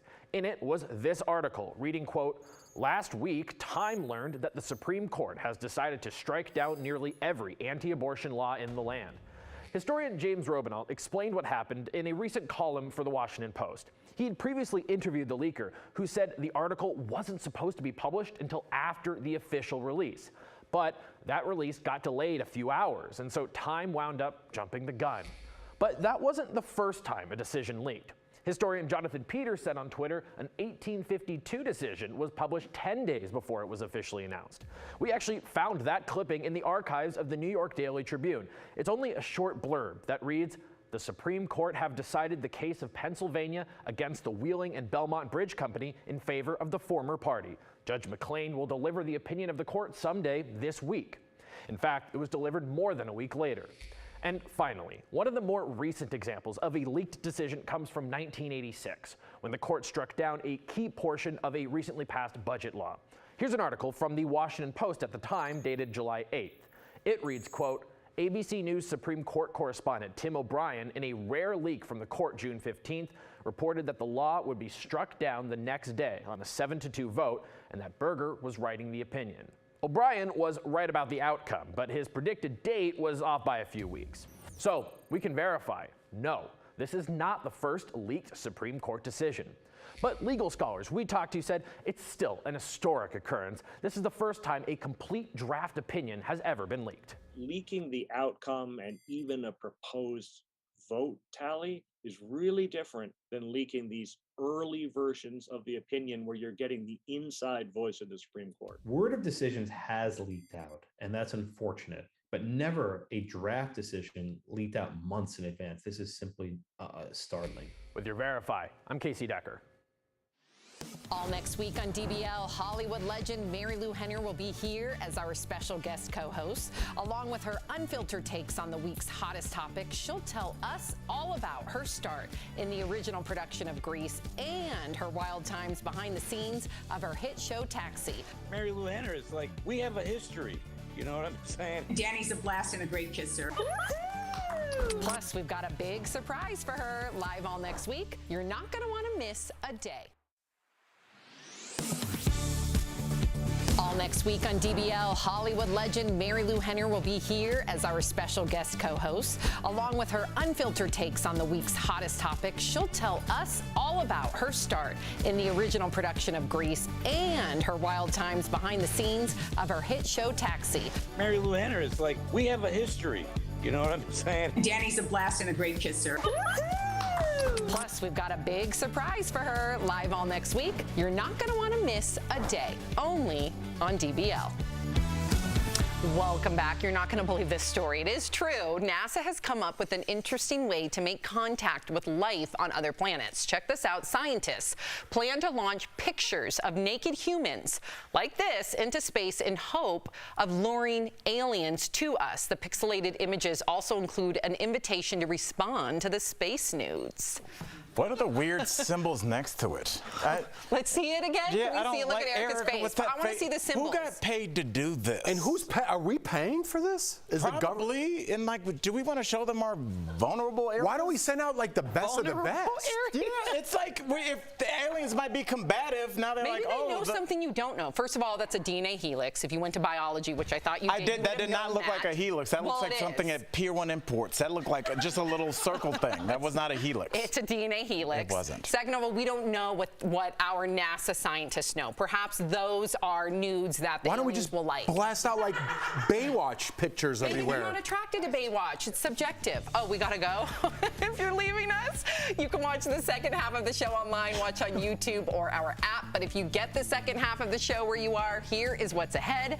A Mormon mom who revealed her online sex worker secret will be here live. Why is she deciding to come clean now? Plus, we're going to talk all about Tom Cruise's dramatic entrance.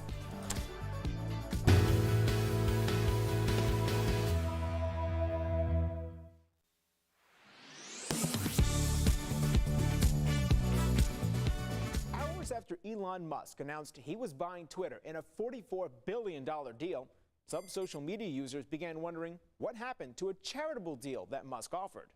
A post by podcast host Brian Tyler Cohen with more than 500,000 likes claims Musk told the UN that he would donate $6 billion to help end world hunger, but he never delivered. So let's verify. Did Elon Musk tweet that he would donate $6 billion to the UN World Food Program to fight world hunger? Our sources are the UN's World Food Program, tweets from Elon Musk, and reply tweets by David Beasley, the chief of the WFP. The controversy started on October 31st, 2021, when CNN published a story that claimed 2% of Musk's wealth would solve world hunger and cited the WFP. Musk responded by challenging the WFP to explain how $6 billion would help solve world hunger and offered to sell Tesla stock to do it. Beasley replied to clarify that the money could help save 42 million people on the brink of starvation and not completely solve world hunger. The two men exchanged some tweets before Musk asked for a detailed accounting of the WFP's spending.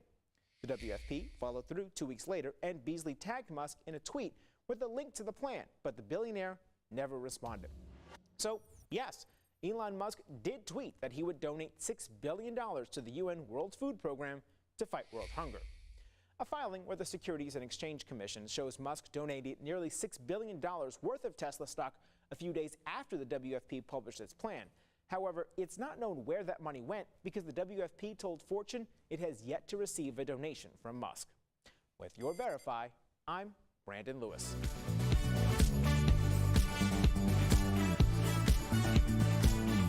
This is Daily Blast Live. We're talking about what you're talking about. Oh my gosh. Are you insane? This is a sham. No. Nope. Y'all, just stop. Finally here. Drum roll. Well, welcome to DBL. I can't wait for you guys to see Tom Cruise's very dramatic, epic entrance to the world premiere of Top Gun Maverick. So Tom flew in on a helicopter to the event at San Diego's North Island Navy Base. That's how I'm going to go to my high school reunion. That'd be amazing. Despite earlier reports that Tom flew the helicopter, he confirmed that he was just a passenger. This movie comes 36 years after the original Top Gun was released. It was supposed to be released last year, but it was delayed due to the pandemic. Tom said he and the crew worked very hard to get the movie finished in time for its Memorial Day release. Watch. I called all the theater owners. I said, listen, I promise you, this movie's coming.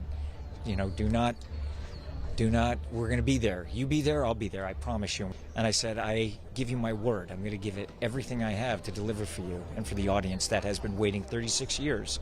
I'm not going to stop. I will not do it. And to see them have that experience, it just meant the world to me. He loves his craft. I love it. Yeah. What do you think? It's inspiring. It is. Yeah. It is. What do you think? If you believe in reincarnation, he comes back as a mosquito because he's the top of the food chain when it comes to celebrities, right? Yeah. But saying that, he is the top of the top. I do want to point out every news outlet that interviews him or talks to him, he talks to every single news outlet and puts in his time and stays till the last person gets interviewed.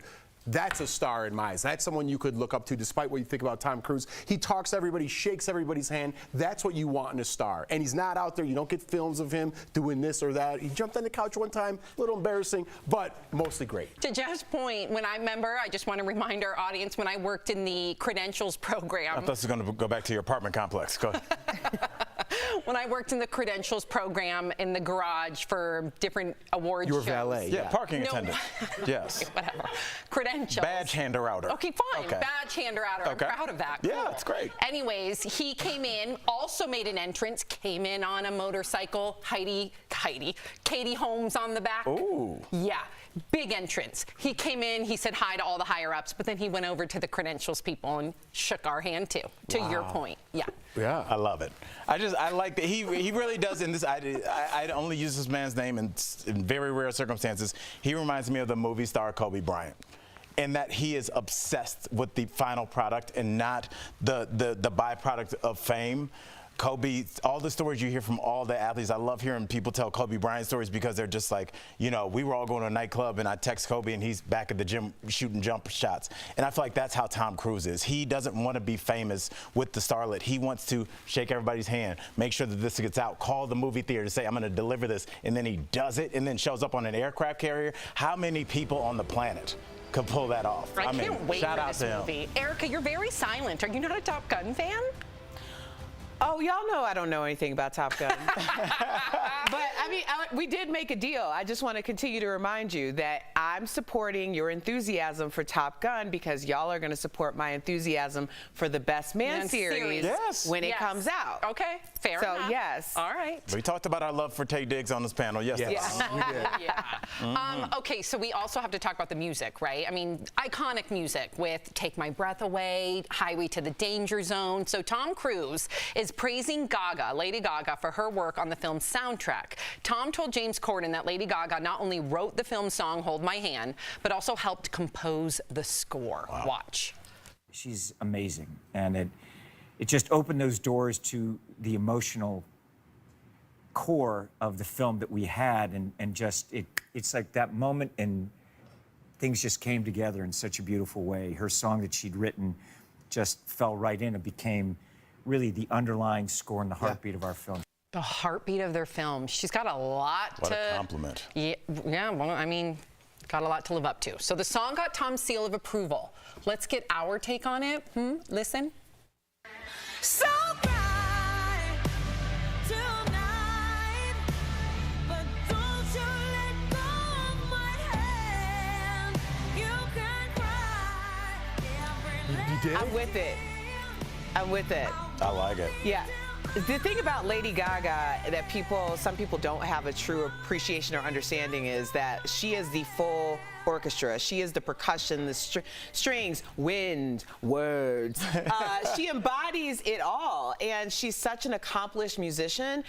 I don't know a lot about this movie, but I can imagine what we'll see, like, accompanied by this. And this is also what people call a first listen. Like, you know it's a hit. You know that it's something that's going to resonate with your audience the first time you hear it. Not a lot of songs are like that, but Lady Gaga has, like, quite a few of those. When I heard the boom, boom, listen, boom, boom.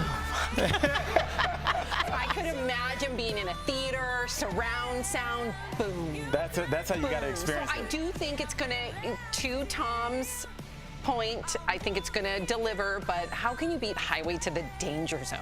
It's a new era. I think when you watch it with the movie and you put in this song to where it fits into the movie, you're going to like the song a lot more, right? But there are some, you know, like Playing with the Boys when they're smashing volleyballs with their shirts off. Any of those old songs come back? There got to be a scene. Well, we already said there's going to be that scene with their shirts off, but they're playing football. But I know, but are we going to hear any of these iconic songs? Well, you from can the hear original? those now from the old soundtrack. They're going to have new songs. You don't think it'd be cool if you're in the movie theater and then all of a sudden You've heard a song that you've heard for the last 30 years? You see the new cadets flying and you hear Highway to the Danger Zone. You could have heard that already. There's new songs that are made. Aren't you excited for the new songs? I can't wait to see this new Top Gun. Are you excited? I'm very excited. Erica? Yes. I'm excited for you. There you go. I like the enthusiasm. I'm ready to do this.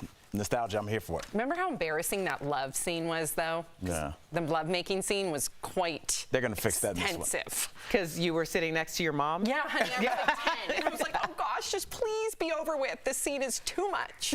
You probably loved it. I was like, No, as a pubescent boy, you didn't love it? Pubescent. How old was Talking I? about it like 36, 4. I was 7 when that came No, out. you weren't 7 because you're older than me, and I was It's like 36.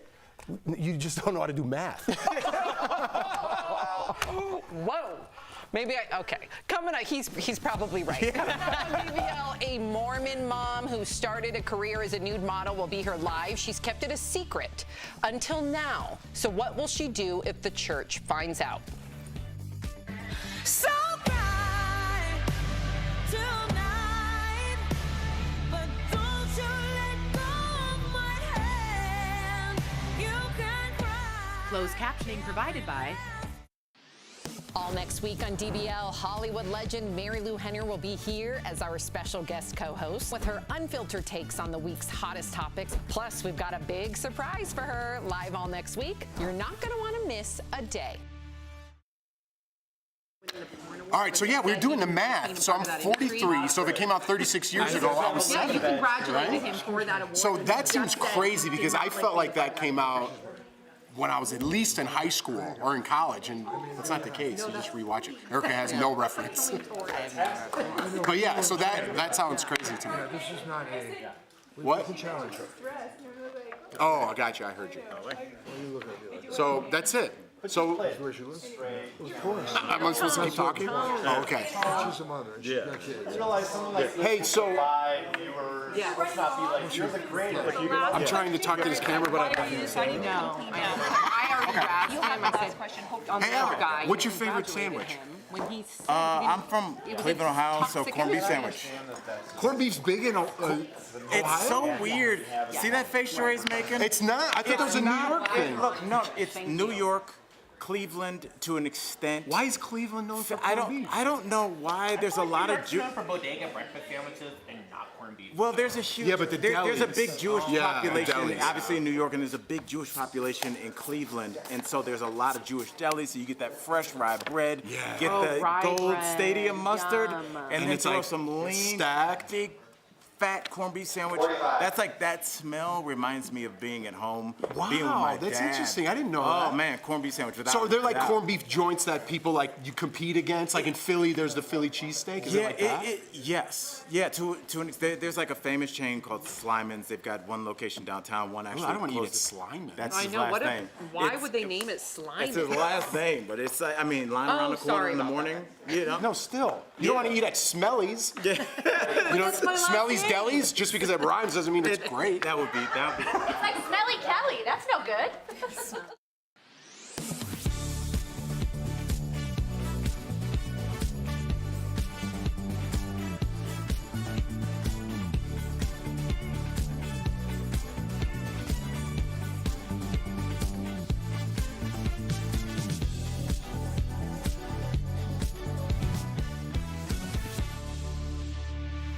A few months ago, our next guest quit her day job and became an OnlyFans nude model, making $30,000 a month. But get this, she's a widowed mother of 4 who also happens to be a practicing Mormon.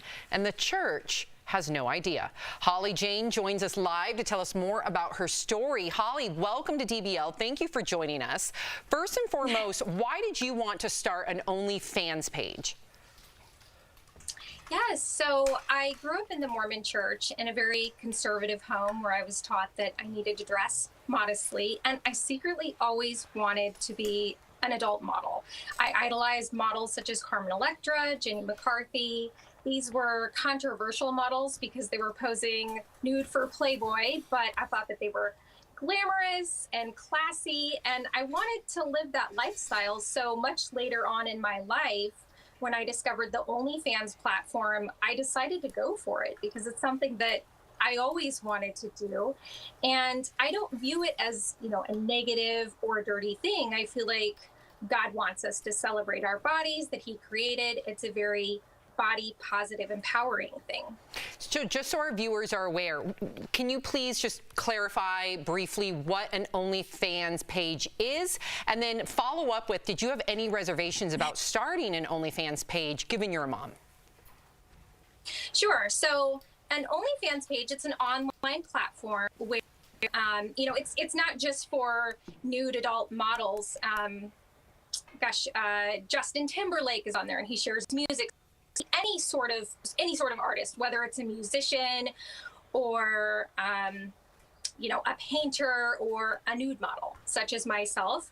And a subscriber then goes and subscribes and pays a subscription monthly to view my content. And my content is nude images of myself, videos, and I do offer services such as sexting on the platform. And did you have any reservations with your children? I didn't. I've always been, again, like I said, I don't view this as a negative thing. I view it as an empowering, body positive thing. I'm very comfortable with my body and my sexuality. And actually, you know, I think as moms, I think a lot of moms could relate to the fact that sometimes after you have children, you sort of lose a little bit of confidence. You're a little bit body conscious because your body has changed. And if anything, this has helped me regain a lot of confidence and just feel comfortable with my body. So Holly, what are the age ranges of your children and how did you tell them about what you do? Yes. So age ranges, I have a toddler and my oldest is 19 years old. My 13-year-old is actually the only child that does know that I'm doing this. I was actually discovered by a classmate of hers on social media. This classmate did not have access to my OnlyFans page. I was seen on social media.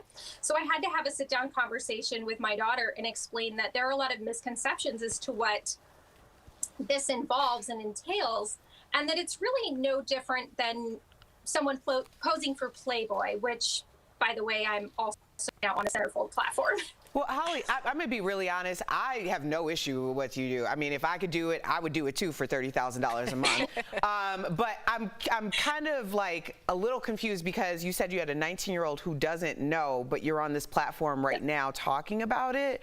So is like, what's the, like, I guess I'm just confused as to why. He'll know now is what you're saying. Right. Yeah. Like, did you, are you preferring that he finds out publicly?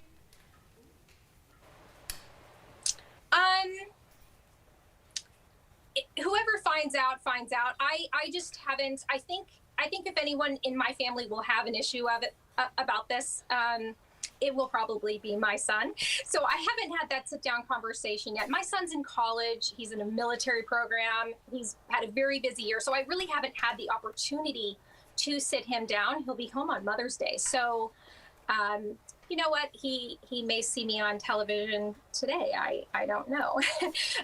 But we will have that conversation this weekend just to rip the Band-Aid off. And I think you're going to have a couple of conversations clear the air after this, because the Mormon Church, they don't even know that you do this. How do you think the Mormon Church is going to react to you doing this? They will be upset.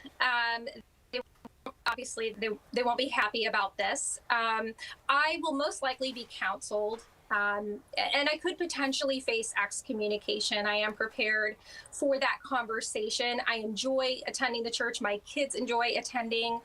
I feel like I'm an adult and I can choose the career path that I choose and still have my faith and attend. I really feel like I should be making a choice. And if I need to make a choice, I'm just going to take it publicly, and we're going to have that battle. And Holly, I'm going to jump in here really quickly. I'm going to speak for our audience here and asking the question, why did you want to go public before you went private and talk to your kids? Like, why do you think it's better to go public first? Sure. You know, I'm not so concerned about the conversation with my kids. If I need to have that conversation, I will. I don't think that's something that will ultimately affect our relationship. I've had this question asked before, and my answer is I want to get ahead of it. I don't want to be discovered by my bishop and the church. I want to be the one to tell my story. I want to be the one to explain why I'm doing this, why I think it's acceptable, and say, I'm doing this, I'm proud of it, this is my story, rather than to be discovered by someone in the church, and then they tell my bishop, and then I'm called into the office. Well, Holly, we thank you for sharing your story with us, and we hope that it all... This is your quote-unquote coming out party, in a way, right? We'll be right back. Thank Really? you. It is? Yeah. Thank you.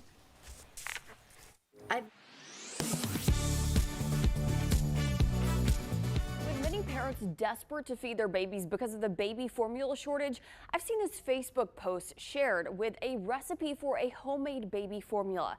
It's a mixture of evaporated milk, purified water, light Karo syrup, and liquid infant vitamins.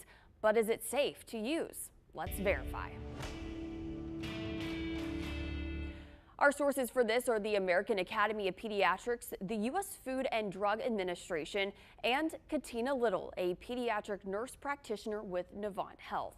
The AAP warns parents not to feed homemade formula to infants. It might contain too many or not enough nutrients, and it can put babies at risk of getting sick.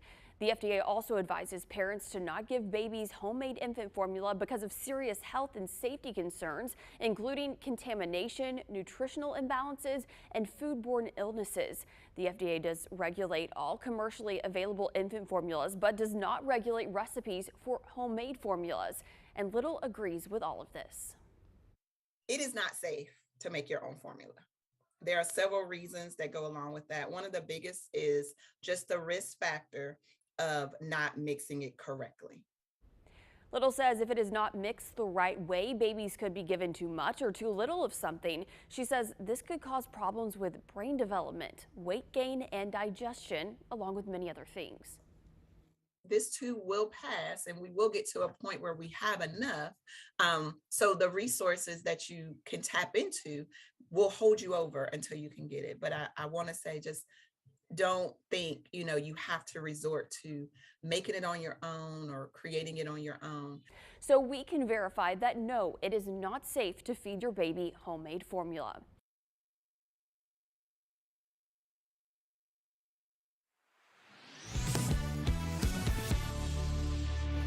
Mother's Day is this weekend. Yes, and for those last-minute shoppers, we've got you covered. Check out these deals from our friends at Morning Save.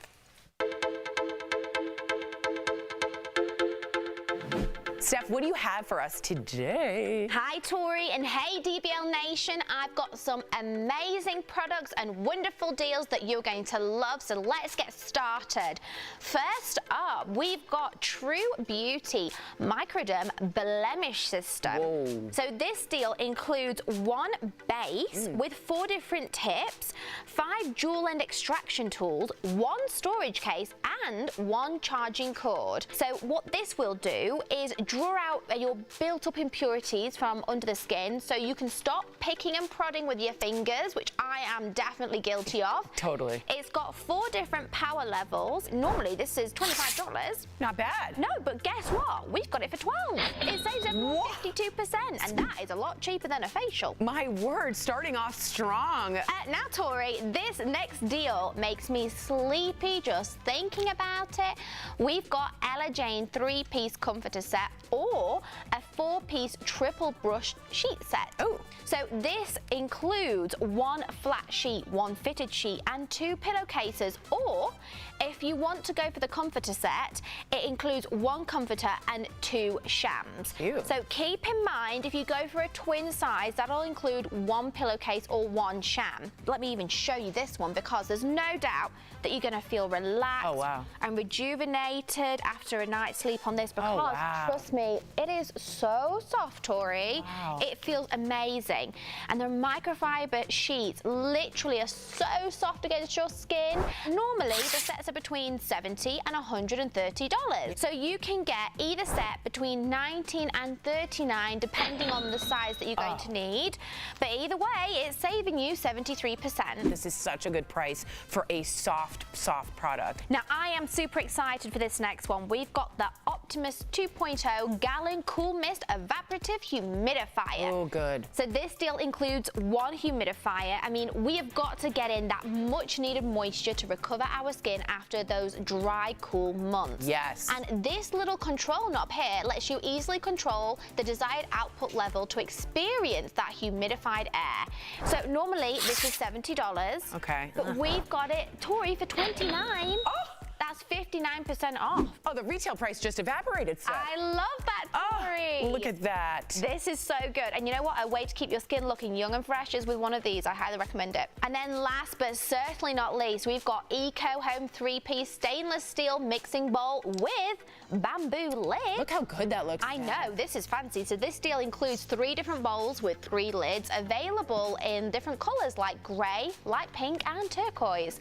Each bowl is stainless steel, so you don't have to worry about plastic leaking into your food, which is so important for your health. And then these airtight lids keep the food really fresh. So the set also is stackable. So you can fit it into smaller spaces. And you want to know a quick hack, Tori? Yeah. The bamboo lids also serve as a serving board. Oh my. So if you're having like cheese and crackers. Wow. So normally these are $60. Yeah. But we've got them for $29, saving 52%. Now that's a good deal. Moms, I feel like would really like this. And remember, Mother's Day is coming up.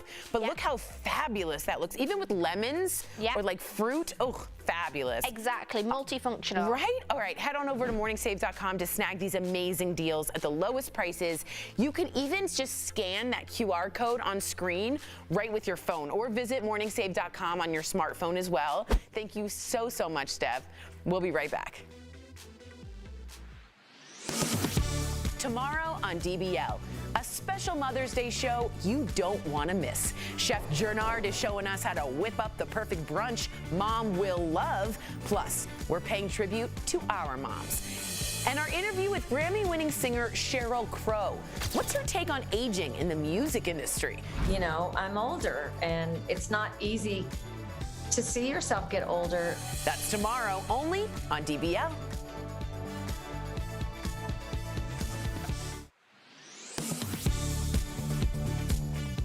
The Supreme Court has confirmed that a draft opinion on abortion rights leaked to Politico is legitimate. The opinion was written by Justice Samuel Alito, and it is not final, but it indicates the court could be preparing to overturn Roe v. Wade and allow states to make their own abortion laws.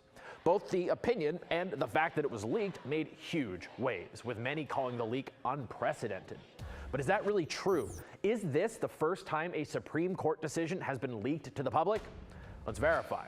Our sources: Time Magazine, lawyer and historian James Robinalt, the New York Daily Tribune from 1852, the Washington Post from 1986, and 2 law professors, Josh Blackman and Ben Barton. Roe v. Wade was decided on January 22nd, 1973. Just hours beforehand, this edition of Time Magazine hit newsstands. In it was this article reading, quote, "Last week, Time learned that the Supreme Court has decided to strike down nearly every anti-abortion law in the land." Historian James Robinalt explained what happened in a recent column for the Washington Post. He had previously interviewed the leaker, who said the article wasn't supposed to be published until after the official release. But that release got delayed a few hours, and so Time wound up jumping the gun. But that wasn't the first time a decision leaked. Historian Jonathan Peters said on Twitter an 1852 decision was published 10 days before it was officially announced. We actually found that clipping in the archives of the New York Daily Tribune. It's only a short blurb that reads, "The Supreme Court have decided the case of Pennsylvania against the Wheeling and Belmont Bridge Company in favor of the former party. Judge McClain will deliver the opinion of the court someday this week." In fact, it was delivered more than a week later. And finally, one of the more recent examples of a leaked decision comes from 1986, when the court struck down a key portion of a recently passed budget law. Here's an article from the Washington Post at the time, dated July 8th. It reads, quote, "ABC News Supreme Court correspondent Tim O'Brien, in a rare leak from the court June 15th, reported that the law would be struck down the next day on a 7-2 vote, and that Berger was writing the opinion." O'Brien was right about the outcome, but his predicted date was off by a few weeks. So we can verify, no, this is not the first leaked Supreme Court decision. But legal scholars we talked to said it's still an... actress Kim Cattrall isn't holding back when it comes to discussing her former Sex and the City co-stars. In an interview with Variety magazine, Kim said she and the other ladies were never friends. Instead, she refers to them as colleagues. Kim also confirmed that she turned down a third Sex and the City movie 3 different times because she didn't like the idea of her character Samantha becoming a cougar in one of the proposed storylines from the third film. She said Sam got explicit texts from Miranda's 14-year-old son. Kim also said she found out about the reboot from social media like all of us. Wow. What do you think, Erica, about Kim dishing on her co-stars? I hate that it's come to this because you kind of want to see like your old friends, ride off into the sunset thinking that they're still, they're friends on and off the set. But I think that's just the nature of ensembles anyway. I mean, we've been at this for 5 years, so there's like a different rapport. Also how we started, but a lot of people are just kind of injected into these environments, and that's bound to happen. Yeah. We do have a lot of comments I wanted to mention too in regard to the OnlyFans nude model mom that was just on the show. Real Royalty says she needs to get her mind right and her priorities straight. Miss Bitter says her time to do whatever she wanted was before having babies. Well, we could expect that from Miss Bitter. Touche. DBL is new every day. We will see you all tomorrow, same time, same place. Bye, guys.